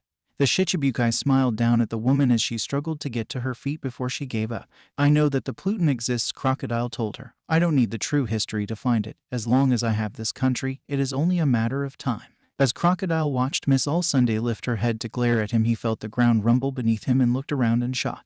He could see some parts of the tomb falling apart as the shaking increased in intensity. The cannon isn't supposed to go off yet, Crocodile yelled in shock before he noticed the king. You? What did you do? Nothing big. I just pulled away the main pillar. The king laughed as he leant against the wall. This will cause everything to lose balance and we'll both die here. Haha, you really are a great king. You're ready to give up your own life for your country. But I won't die here. I'll turn all the rocks into sand and escape, Crocodile mocked with laughter. Less than 3 minutes left, and with the destruction of this temple, everything blocking my way will be gone and this country will be mine. Ha ha, your death will be meaningless, Cobra. With Vivi and Usopp. That's it, Vivi yelled suddenly as Usopp looked at her. Did you find the target? Usopp asked. Yes, there's only one place it can be, Vivi told him. Okay, let's call everyone, Usopp shouted as he pulled his Jinga Pachinko out. Akahabai Boshi. Vivi watched as the sniper of the Straw Hats launched a red flare into the air to attract the attention of their crewmate all around Alubana, and for one of the crew members outside it, the flare instantly got their attention, and they began to make their way towards it. Usopp quickly wrote down a note that told them where they were going as Vivi began to run towards their target. As Usopp turned around, he screamed in shock and horror. Their flare had also attracted the attention of Baroque Works agents. Thinking quickly, the long-nosed sniper pulled out a blackboard and started to run his nails across it, causing everyone close to him and Vivi to cover their ears. Usopp grabbed Vivi by the hand and began to run away from the rapidly recovering agents and towards the target. With Luffy was dodging the crumbling parts of the tomb that was falling from the roof. He had found the entrance and was looked onto Crocodile's aura as he rushed towards the man. He came to a halt as he noticed the large poneglyph and the bleed woman near it. He could hear Crocodile laughing as he turned and looked at the man. Straw Hat Kid, Crocodile growled in annoyance. You can't run away this time, Luffy told him as he glared at the man. Why is he here? Cobra whispered in shock. Straw Hat Miss All Sunday muttered as she stared at the boy. I guess I'll just have to satisfy you by killing you this time, Crocodile yelled in frustration. You can try, but you've taken something away from me and haven't returned it yet, Luffy stated as he stared at the Shichibukai. I took what away? Is it money? Is it fame? Is it trust? Is it life? Or is it the rain? Crocodile mocked. Ha ha ha, what do you want me to give back? I've taken a lot of things. This country, Luffy stated. You say some funny things. I'll take this country sooner or later, Crocodile replied snidely. I'll be the king who rules here. By the time who arrived her, that man's country was gone, Luffy muttered in anger. I won't let you take her kingdom. You're nothing but a rookie, Crocodile roared as he watched Luffy run towards him. As Luffy closed the space between himself and Crocodile, he coated his fist with Busoshoku Haki and used Zoro to appear in front of the man. He threw a right punch that connected with Crocodile's cheek and sent the man flying backwards and slammed into the poneglyph. Crocodile, Luffy roared as he reared his fist back again. Wait, Crocodile pleaded before Luffy slammed his fist into the Shichibukai's face. It seems you're serious about finishing me off, so I'll accept you as a dangerous enemy of mine, Crocodile growled out as he took the gold cover off his hook. What is that? Luffy questioned as he noticed a purple liquid dripping off the hook. This is a very poisonous hook, Crocodile gloated. Poison? Huh, Luffy mused. You're a pirate too. Pirates' fights always involve life and death, so talking is useless, and once the explosion happens above us, this place will collapse, Crocodile stated as he glared at Luffy. This will be the last fight, so let's finish it. With Zoro, the green-haired swordsman was running through Alubana when he noticed a group of Marines staring at him with their guns and swords out. He quickly pulled out Wado Ikemanji as the group of Marines noticed him. Look, it's Roronoa, Zoro, one of the Marines yelled. Damn it, I didn't think the Marines would be here, Zoro shouted in frustration. No time to lose. Why are you here? Another Marine yelled. What are you doing? A third Marine yelled. That's my line, Zoro yelled at them. Go north of the next street, you idiot, the Marines yelled. What the hell's going on? Zoro questioned. With Usopp and Vivi. Shit, Usopp cursed as he noticed Tashigi and a group of Marines charging at him. What do we do? We're surrounded. Stop the explosion, Tashigi yelled at the boy, shocking him. We'll protect you. What the hell is happening? Usopp questioned as he watched the Marines cut through the Baroque Works agent. Hurry, Mr. Usopp, Vivi yelled. With Nami and Chopper. Look, it's Vivi and Usopp, Chopper yelled. Vivi, where's the bomb? Nami yelled. It's inside the clock tower. There is nowhere else it can be, Vivi shouted. I see. From there you can aim for any place, Chopper muttered. The four people on the ground looked to the sky as they noticed a large figure flying through the sky. The three Straw Hats heard Vivi whisper Pell, and they watched as him circle the building before they heard a gunshot ring out. The Straw Hats flinched as they heard Vivi scream out as they watched Pell plummet towards the ground. No, how are we supposed to get up there now? Vivi cried. There's no stairs, Nami questioned. It would take too long, Vivi told them. Hey, Nami Swan. Vivi swam. The group heard Sanji call out. Huh, Vivi muttered as she looked up. What are you doing up there? You wrote clock tower on that letter you wrote, Sanji yelled back, so I climbed up. On top of the tower. Climb the rest of the way, Usopp shouted at Sanji. I've been looking for you guys for quite a while, Zoro yelled from above Sanji. You're there too, Chopper yelled in shock. I climbed up, Zoro yelled down. They told me to go north, so I did. That's good news. Keep climbing, Usopp yelled in happiness. No, Vivi stated. From where they are they can't get to the inners. To get there you have to go from the ground. But Zoro can break the walls, Usopp stated. We don't know how sensitive the cannon is, Vivi stated. We have to go up. Hey, this is our last job, a woman laughed as the clock opened. Baroque Works Company middle-class worker, Miss Father's Day and Mr. Seven yelled as the Straw Hats and Vivi noticed the large cannon next to him. Miss Father's Day has purple hair, with a long, thin widow's peak. Over her hair she has a frog-styled hat, with appendages jutting out with white balls on the end. She wears a purple shirt with pink dots that shows off her belly with a yellow button-up shirt underneath, and a blue tie. She has frog-styled sleeves at the end of her shoulders, and white gloves. She wears a purple skirt with pink dots on it, and a frog-styled decoration with white balls on the end. She also has frog-themed boots that go up to the middle of her shins. Mr. Seven's body is covered with sevens, including his eyebrows, shoes, and gun. He has puffy bluish-white hair that is styled similar to a helmet. He sports a purple coat that goes down to his ankles, with yellow frills on the shoulders, and of the sleeves, and in the middle part. The coat also has parallel sevens on each side of the chest. Under the coat he wears a dark blue shirt with pink lines on it, and a light blue neckerchief. He wears black trousers with long white socks, and yellow shoes in the shape of sevens. He also has square yellow sunglasses with red lenses. I wonder if we can get a promotion through this, Miss Father's Day thought aloud. What do you think, Mr. Seven? Haha, that's be awesome, Miss Father's Day, Mr. Seven replied. Because we're going to use such a big cannon towards the center of the crowd and shoot, so good. It's time, Miss Father's Day yelled as she listened to the clock, ready to ignite it. Oh, ha. Understood, Mr. Seven replied in laughter. There are 15 seconds till shooting, aimed at the center. Ignite, Miss Father's Day yelled in glee. What, Nami? What are we doing? Usopp yelled with Chopper on his head and Vivi behind the reindeer. We really don't have much time. If we keep this up any longer, everybody will die. I know that, Nami yelled back in frustration. Just stand there and don't move. I'm calculating. Don't move. I just don't understand this pose, Usopp shouted. What are you planning? After I did it, you'll know, Nami yelled as she pulled out her climb attack. Cyclone Tempo. Cyclone Tempo's only for parties, Usopp shouted as he watched the climb attack spin through the air. The aim is the clock tower, Nami muttered as she watched her plan fall into place. Ah, Usopp screamed as the climb attack shot him through the air. How am I flying? Chopper, go towards Sanji and jump, Nami yelled from the ground as Usopp's eyes bulged. So this is the plan, to keep climbing, Vivi mused in surprise. You know what to do next, Nami yelled out. I can guess, Sanji muttered as he watched Vivi and Chopper close in on him. I guess we just have to try. We have no time, think. So this is all up to you, Tony, Vivi told the reindeer as Chopper jumped off Usopp's back. Okay, just hold on tighter, Vivi, Chopper told the woman as he got close to Sanji, who leapt at them. Step on my right foot, Sanji told Chopper as the reindeer did as he was told. Zoro, they're coming for you. Zoro pulled his Wado Ikamanji and Yubashiri sheaths as he watched Sanji kick the pair through the air and right at him. Zoro watched, shot above them, and then he jumped towards them. He held his swords out and pushed them against Chopper's feet when he heard something that he was dreading. The Baroque Works agents had found them out. Looky here, Miss Father's Day laughed. Chance isn't easily gained. Change position. Yellow bullet, Mr. Seven muttered as he pointed his gun at the trio below him. Haha, what a good target. No way, those two are the sniper couple, Vivi yelled out in fear. Zoro, just push us up there, and Tony, think of a way to change the course. What? How? Chopper yelled in shock. Zoro pushed the pair through the air as he heard the guns that the Baroque Works agents were pointing at him go off. The swordsman was forced to take the bullet's explosion to the chest as shot towards the ground. The Baroque Works agents then turned their attention to where Zoro launched his two crewmates. They were shocked to only see Chopper, but they fired their guns at him anyway. Chopper quickly changed to his brain point, and the bullets went over his head and exploded in the distance. The Baroque Works agents started to look around to find Vivi, only to hear the sound of something cutting through the air. They looked up in shock, only to see Vivi falling through the air towards them with her peacock slashers spinning through the air. Vivi shot past them as she slashed at the pair. As she landed behind them with a smirk on her face, she could hear them mocking her. With a mutter of counterflow, her slashers extended behind her and cut the agents across the chest and sent them flying from the clock tower. The princess ran to the ignition cord and quickly cut it off as she let out a sigh of relief. She had stopped the bomb from destroying her country. The relief was soon replaced by anger as she noticed the ticking and clock that was attached to the cannon. The princess quickly ran around to the front of the cannon and started to try to move the cannonball. Crocodile, Vivi screamed in frustration as she couldn't budge the ball. This place holds a lot of memories. It's the San Group's secret base, Vivi heard from behind her as she turned around and saw Pell. Really? You were such a noisy child. You gave me a headache almost every day.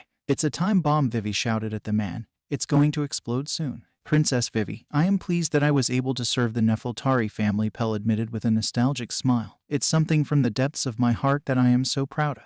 Vivi stared at the man who protected her so much when she was younger in shock, the memory of her flying on his back passing through her mind as she watched him shift into his bird form. She let out a gasp of shock as she watched him pick up the bomb from the cannon with his talons and start to pull it out. She watched with tears in her eyes as she watched Pell pull the bomb out and take off into the air. She forced herself to watch him as he was high above the building before the bomb went off, engulfing her guardian and friend in the explosion. The princess was forced to watch as the battle raged on below her, even more fierce than before the explosion. Stop fighting. Please everyone, stop fighting, Vivi yelled out as tears freely flowed from her eyes. Please stop fighting, everyone. Earlier with Luffy. Luffy charged at Crocodile and attempted to slam his fist into Crocodile, only for the man to dodge. As Luffy brought his arm back, he had to spin around Crocodile's hook as the man attempted to cut him. Luffy jumped backwards as he started to slowly breath heavier. The boy shoot back at the Shichibukai with Zoro as Crocodile held his hand out. The straw hat wearing boy had to use Jeppo quickly to jump over the hand and out of Crocodile's grasp, so the man didn't suck the water from his body.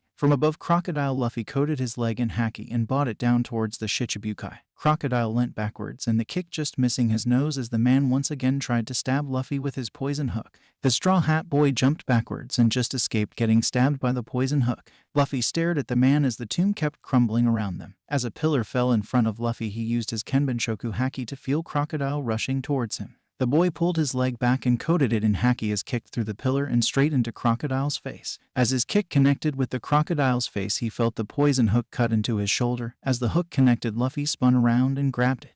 The boy spun through the air and slammed Crocodile into the and sent him flying backwards. Hey, you may have been able to survive me before, Crocodile mocked with a large smirk, but this time you won't survive. The fight is over and the poison is spreading through your body. You don't understand anything, Luffy told the man. You said I understand nothing, Crocodile asked in surprise. Luffy quickly used Zoro and rushed the man. He quickly threw a punch that Crocodile dodged and jumped to the side.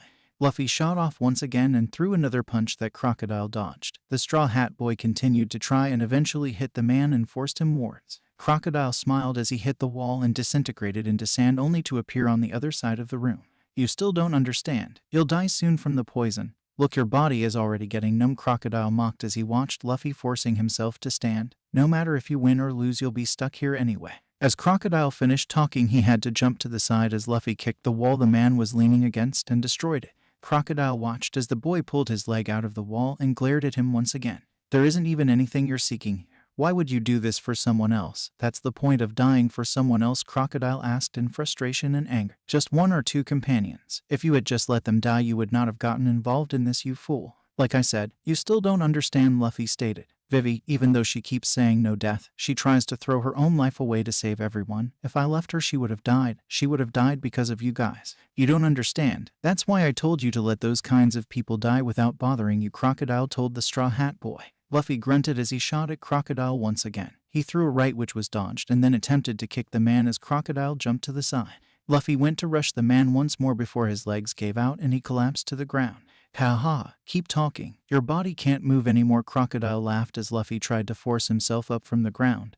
There is no return, this is the end of you. Luffy's eyes widened in anger as he heard Crocodile laugh at him and mock his friends. The boy continued to try and force himself up before he once again collapsed to the floor. What about now? Do you still think you can win? Crocodile mocked as he laughed at Luffy. No matter how much love you give your companions. No matter how much you block my path. If you don't win this fight, everything you've done doesn't matter. It doesn't matter if you die, you're a loser. I don't care about amateur pirates like you. Many worthless pirates like you are already dead. The pair felt the ground shake as an explosion rang out overhead. The tomb crumbled more as parts of it fell through Crocodile. The Shichibukai laughed as the ground shook and Cobra let out a gasp of surprise. It's over, Crocodile laughed as he threw his hands into the air. As long as she hasn't given up, Luffy thought as he forced himself to his feet, then neither will I. Crocodile looked at the Straw Hat Boy in shock as he forced himself to his feet. As the boy forced himself to his feet, he glared at Crocodile and began to creep forwards. If it's just you against me, Luffy stated as he spat up a glob of blood, then you can't defeat me. You can barely speak those words, Crocodile mocked. Ha, that looks suit a pathetic pirate like you. How can you still say such things? Because I will become the Pirate King, Luffy declared as he stood upright. If you really understood how harsh the sea is, you wouldn't say things like that. I said it before. Weaklings like you are all over the sea, Crocodile shouted as he rushed forwards. Once you realize the level of pirates in this world, you will stop having such foolish dreams. Luffy stood completely still as Crocodile rushed him. As the man brought his hook towards Luffy, the Straw Hat Pirate lifted his foot and caught the casing of the hook. He quickly slammed his foot to the ground and shattered it as he glared at Crocodile. I'll surpass you, Luffy declared. Crocodile glared at the boy as Luffy brought his haki-encased fist back and punched Crocodile in the stomach, causing the man to spit up blood. As the man hunched over, Luffy coated his leg in haki and kicked the man in the head, knocking him to the side. Luffy jumped into the air and once again coated his fist in haki and brought it down on Crocodile's head, slamming him into the ground. The poison from the scorpion should be working right now, Crocodile thought in shock as he spat up more blood. How does this brat still have so much power? I don't know where you came from, Crocodile roared as he forced himself to his feet and a blade appeared from where his hook was. Do you know who I am? You mean nothing to me. I told you I'll surpass you, Luffy yelled as he slammed his fist into Crocodile's stomach once more, sending the man flying upwards. You will disappear with this temple right now, Crocodile yelled in anger. Sables, Pasado. Luffy watched as a small sandstorm formed in Crocodile's hand and jumped backwards as the man threw it towards him. Luffy watched as the small sandstorm grew larger and began to tear everything up that it got near. Thinking quickly, Luffy took to the air with Juppo as he rushed towards the laughing Crocodile. Desert La Spada, Crocodile yelled as Luffy reared back his arm. The Straw Hat Boy noticed the sand blades that Crocodile launched towards him. The boy quickly coated his hand in haki and pushed through the attack, allowing it to cut his chest as he punched Crocodile in the stomach. The punch launched Crocodile backwards and into the roof as Luffy followed him. The boy unsheathed his Stormbringer as he started to fall backwards. Kasaku Kiramusen Burrito, Luffy yelled as he slashed his blade forwards. A red compressed blade of air shot out and rushed towards Crocodile, cutting the man and sending him flying through the roof. The Shichibukai was flying through the air and away from the battlefield as Luffy felt the man's aura weaken and signify that he had passed out. As soon as Luffy felt the aura of Crocodile weaken, a smile appeared on his face as his eyes closed and he fell back towards the ground. He knew he had won. He finally beat the Shichibukai. How is it possible? That many layers of rock, Cobra muttered in shock as Luffy hit the ground. Hey, are you alright? Cobra sat up and began to crawl over to the boy who had saved his country. The boy that Vivi had bought back had beaten Crocodile. A small smile appeared on the king's face as he looked down at the hero of his country. I will have to thank you, Cobra told Luffy. Shishishishi. No need for it, Luffy replied with a large smile as he watched the tomb crumple more with the rest of the Straw Hats. Hey, look at that, Sanji yelled as noticed a figure flying through the air. Crocodile, the Straw Hats yelled in shock. Although we don't know where he came out of, Sanji stated as he watched the Shichibukai fly through the air. That doesn't matter, Usopp yelled in glee, because now we know that he won. The Straw Hats yelled together. There are no more enemies. So please stop the bloodshed, Vivi yelled from the clock tower. So please everyone, stop this fighting. As Vivi was making her pleas from the clock tower, she felt a drop of liquid hit her face. She looked to the sky and a smile appeared on her face. It was finally raining again. The rain was falling over the battlefield and the battle was slowly stopping in certain places.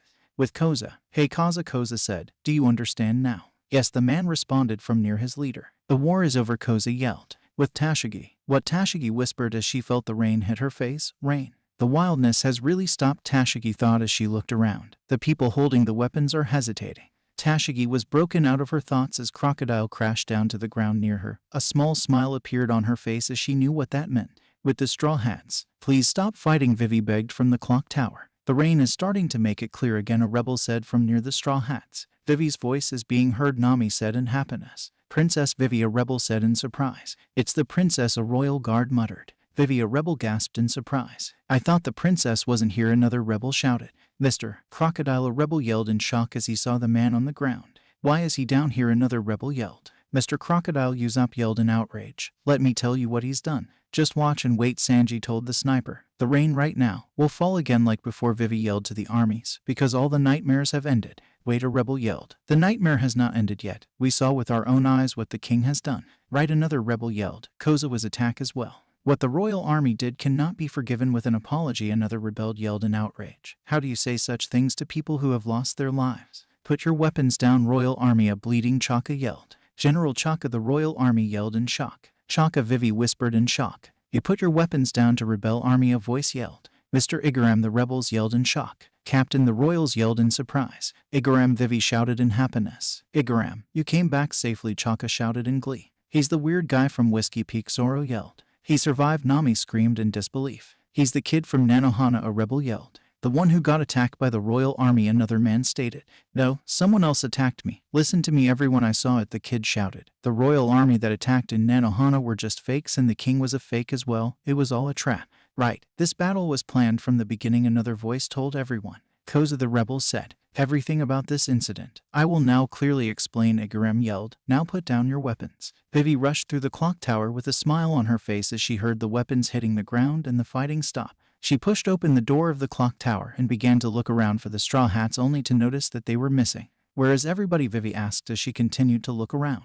Unknown to Vivi, the Straw Hats had left the battlefield the moment that the fighting had stopped and were now looking for their captain. Can't you walk right yet? Zoro asked in annoyance. Look, I have a disease that will kill me if I walk, Usopp told the swordsman. Fine, stay there, Zoro muttered as he pulled Usopp across the ground. All right, fine, Usopp yelled. Will you stop pulling me? Oh, there he is, Sanji stated as they noticed the king with Luffy on his back. Who are you? Cobra asked as he stared at the roughed-up group. That guy on your back, Sanji said as he scratched his head. He's one of our friends. Thanks for carrying him. Let's switch. So you're the group of pirates that Vivi thought back, Cobra replied with a sigh of relief. Who are you, Mr. Sanji asked. Everyone, Vivi yelled as she caught up to the group. Father, Sanji yelled in shock. You're Vivi's dad. You're the king, Zoro asked as he stared at the man. I thought I was dead for sure, but this kid saved me, Cobra told the group after he told them about the fight. Even after fighting Crocodile, he carried 2 people to the surface. He has such unbelievable power. So does that mean the poison is gone already? Usopp asked as he looked at the passed out Luffy. It should be neutralized, Chopper stated. But his wound should be treated, Vivi told them. So should all of yours. Vivi, stop bothering with us. Hurry up and go, Zoro told her as he sat down and leant against a wall. Vivi muttered as she looked at the swordsman. Back to the palace, Zoro stated. Right, you finally stopped the uprising, Usopp said as he crossed his arms. Without you and the king showing up, it just won't seem like the end. That's right, Vivi replied with a smile. Let's all go. Vivi, I think you should know we're pirates, Sanji stated as he put a cigarette in his mouth. We don't like to get involved in politics. I'm hungry, Chopper complained. Can we go to the palace instead? Nami asked. I'm about to collapse. With a nod, Cobra and Vivi began to walk back towards the palace to talk to their citizens. The Straw Hats watched the father and daughter walking away from them with large smiles on their faces. As soon as the pair left their view, the group collapsed and fell straight into unconsciousness. They had done what they wanted and helped their friends save their country. With Tashigi. Yes, Tashigi spoke into the Den Mushi. I understand, Captain Smoker. So it was all done by Crocodile, a rebel said in disbelief. He was the root of all the bad things. How could that be? Another rebel asked. It's so hard to believe. Marines, a Royal Army member yelled as the Marines surround Crocodile. We just captured Baroque Works' rainfall ship. It contains massive amounts of dance powder. The secret leader of the criminal organization Baroque Works, one of the Shichibukai. Crocodile, Tashigi declared to everyone around them. With the powers granted to me by the world government, I declare you for abusing your installed title, stripped of the rights granted to you. With Koza, we have done something that can't be forgiven, Koza stated to the crowd around him. Leader Vivi muttered before she felt a hand rest on her shoulder. Of course I regret the beginning. Of course I cry and feel, said the king stated as he walked towards Koza. We have lost so much, yet gained nothing.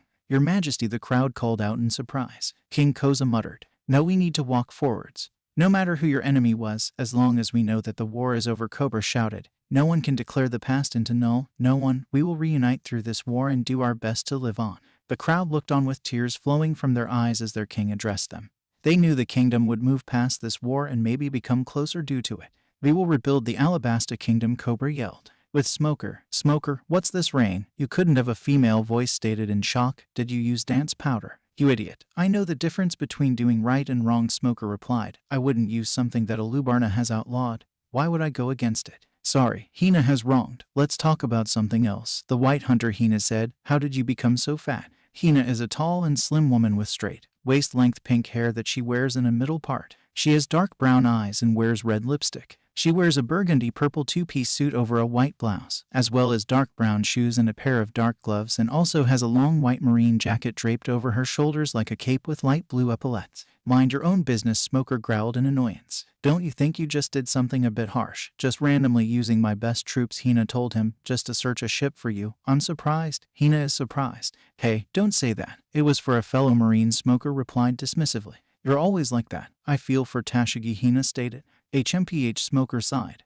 Whatever, just take this ship back to the main base. Why, Hina questioned. Take Crocodile from Tashigi, who's bring him here too, Smoker told her. Hey, what gives you the right to order me around? Hina asked as Smoker pulled a coin out. Heads. You lose, Smoker stated as he flipped the coin. Geez, you never change, Hina muttered. Hina is disappointed at. Enough, I know it myself. No need to remind me, Smoker stated dismissively. With Tashigi, what, a marine yelled in shock. This is an order, Tashigi stated. As Sergeant, this is a chance we cannot lose, the marine shouted in disbelief. You will not touch those people, Tashigi shouted. Will you disobey a direct command for me? Why, they are right there, the same marine shouted as he pointed at the Straw Hats. We will get promoted for that. With Vivi, Leader Vivi muttered as Koza was being stretchered away. Your wounds, are they all right? Just don't die because Toto is still at Yuba. Vivi, you never stop caring. Do you? Koza whispered through the pain. Yuba, I don't know how that will turn out, but my stubborn dad won't die. And I've inherited his stubbornness. When my wounds are tended to, I'll go back to Yuba, just reporting to my dad, so don't worry. The next day with Tashigi. Captain Smoker, Miss Hina, a marine yelled. Sergeant Tashigi is here. Tashigi, nice to see you, Hina stated as she walked off the ship.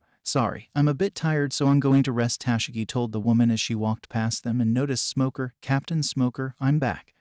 Good work, Smoker told the woman. I've heard about the Straw Hat group already. Sorry. Not only did I help the pirates, I even let them escape under my eyes, Tashigi admitted. As a marine, I should be punished for my actions. Why apologize? Smoker asked as he stared at Tashigi. Didn't you think it was justice? No, it's because I could only do that, Tashigi admitted with tears in her eyes. Even knowing where the enemy was, I could only do as I was told. Knowing the time the cannon would shoot, I could only help them from behind, and this is not the justice I know. Tashigi, some people have as much power as I do, yet they're much higher ranked than I am. It's because they know that if they can't go up in this world of sea, they can only float downwards, Smoker stated as he watched Tashigi walk up the ramp. Go forwards or drown. Why did you come along? Sorry, I want to rest now, Tashigi muttered as she walked past Smoker. Stupid, Smoker muttered in disappointment. Why don't you do something besides crying about it? Why don't you get stronger? I will, Tashigi screamed with tears freely flowing. If you have half of her, well then it's all so easy, Smoker told the rest of the Marines. All right, bring the prisoner on board. Captain Smoker, a Marine called from the cabin. Phone call from the main base. This is main base, a voice came across the Den Mushy once Smoker picked it up.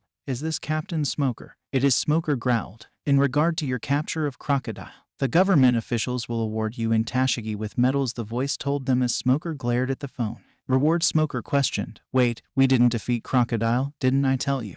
Also, your ranks will increase by 1, the voice stated, ignoring him. Therefore, enough, listen, the guys who beat Crocodile and Baroque Works, Smoker yelled in anger, were the Straw Hat Pirates. Smoker, it's useless, Hina yelled at the man. The government decided to cover this whole thing up. Do you think the government would tell the world that the ones who saved Alabasta are a group of wanted pirates? So we invite you two to the award ceremony, the voice told the annoyed Smoker. Are you joking with me? Smoker roared. Smoker, just accept the award instead of pirates, Hina yelled at the man. Why go against the government? Who said we beat Crocodile? Because we couldn't, and that's why my subordinate is crying right now, Smoker yelled in anger. I've had enough. Just tell those high-ranking bastards. Yes, the voice asked. Smoker, Hina yelled. Tell them to go eat, said Smoker stated. This is real justice. 3 days later, with Chopper and Vivi. This is an outstanding combination. Really superb. Very amazing, a man said as he watched Chopper. Where did you gain these skills from? Tony is an outstanding doctor from the Drum Kingdom, Vivi told the man. What? You came from the country that used to be really famous for its doctor, the man said in shock. I am actually making progress, even though I've been a doctor for 40 years, but even I still don't have such skill. You guys are too noisy. Don't forget about me, Chopper yelled as he pulled a seat back and pushed some tea across. You guys go elsewhere, will you bastards? Can we take this as have your tea and watch quietly, the doctor asked Vivi. I think we can, Vivi laughed. Whoa, really outstanding, the doctor said as he drank his tea. Quiet, Chopper yelled. With Usopp and Sanji. This country is really strong, Usopp admitted as he watched the people fix up the place. Because the princess is cute, Sanji stated.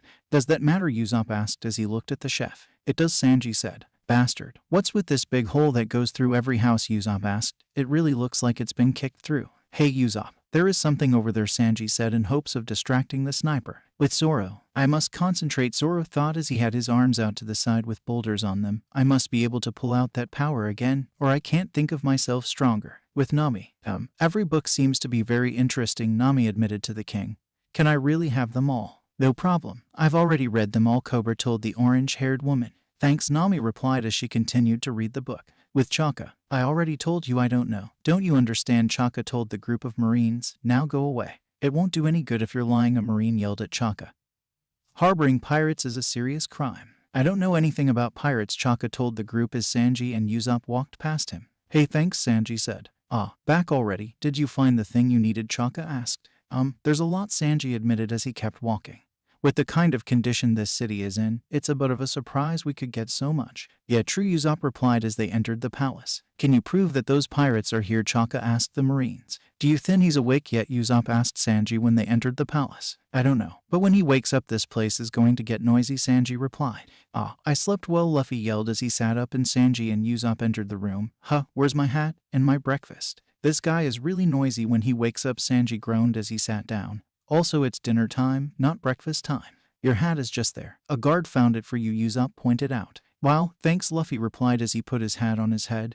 And my bag. It's next to your bed, Vivi told Luffy. It's good to see you in such high spirits. I'm always like this, Luffy questioned as he stared at the woman. You idiot, Nami stated. You had a high fever and you were in serious condition. Really, Luffy muttered. Well, thank you guys. What? Luffy, you're awake, Zoro said as he walked into the room. Oh, Zoro. Long time no see, Luffy replied with a smile. Hey, Chopper yelled when he saw Zoro. Don't tell me you went out to train again. What's wrong? It's my problem, Zoro stated as he looked at the reindeer. No is no. I'm the ship doctor, Chopper yelled at the man. Don't take off the bandage. It's hard to move that way, Zoro told him. It's so that you don't move, Chopper yelled at the man. You've missed out on a fair bit for 3 days, Usopp laughed at his captain. 3-day, Luffy yelled in shock. I slept for 3 days. That means I missed 15 meals. How come you can count those kind of things so fast? Nami asked in disbelief. And he counted 5 meals a day, Usopp muttered. I already asked for dinner to be prepared, so don't worry, Vivi told the group. The captain has just woken up. Dinner will be ready in 30 minutes. Will you all please wait? A strange woman asked. It will be better if we all ate together. Hey, Luffy yelled in shock. What? Uncle, you're still alive?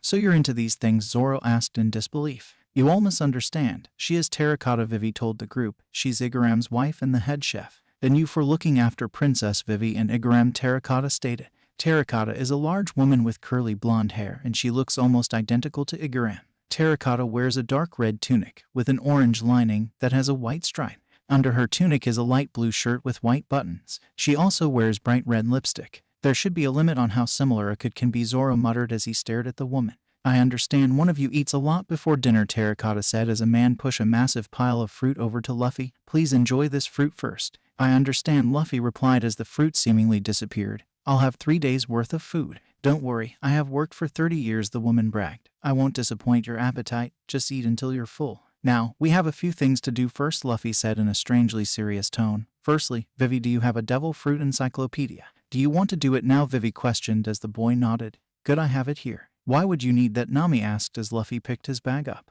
Because of this, Luffy told her as he pulled a devil fruit from his bag. I found it on Little Garden. Are you going to eat it? Usopp asked as he stared at the fruit. If I like its abilities, Luffy replied as he opened the book and started to go through it. The Straw Hats watched their captain on the edge of their seats as their captain was flipping through the pages. It took most of the book until Luffy's eyes widened and a massive smile appeared on his face. The ball picked up the fruit and with a smile on his face ate it whole. Luffy grimaced as the taste hit him. He quickly rolled off his bed as his body turned black. It took a little, but the boy's body went back to normal. What the hell was that? Nami yelled in shock. Logia, Zoro and Sanji muttered in disbelief. The yummy no my, Luffy told his navigator. I've become a darkness man. So you're even stronger, Usopp muttered. Okay, sadly the chapter is over. And if you enjoyed the video, just leave a like and subscribe with post notification. So when the next chapter is ready, you will be notified. Okay, see you in the next video. Bye.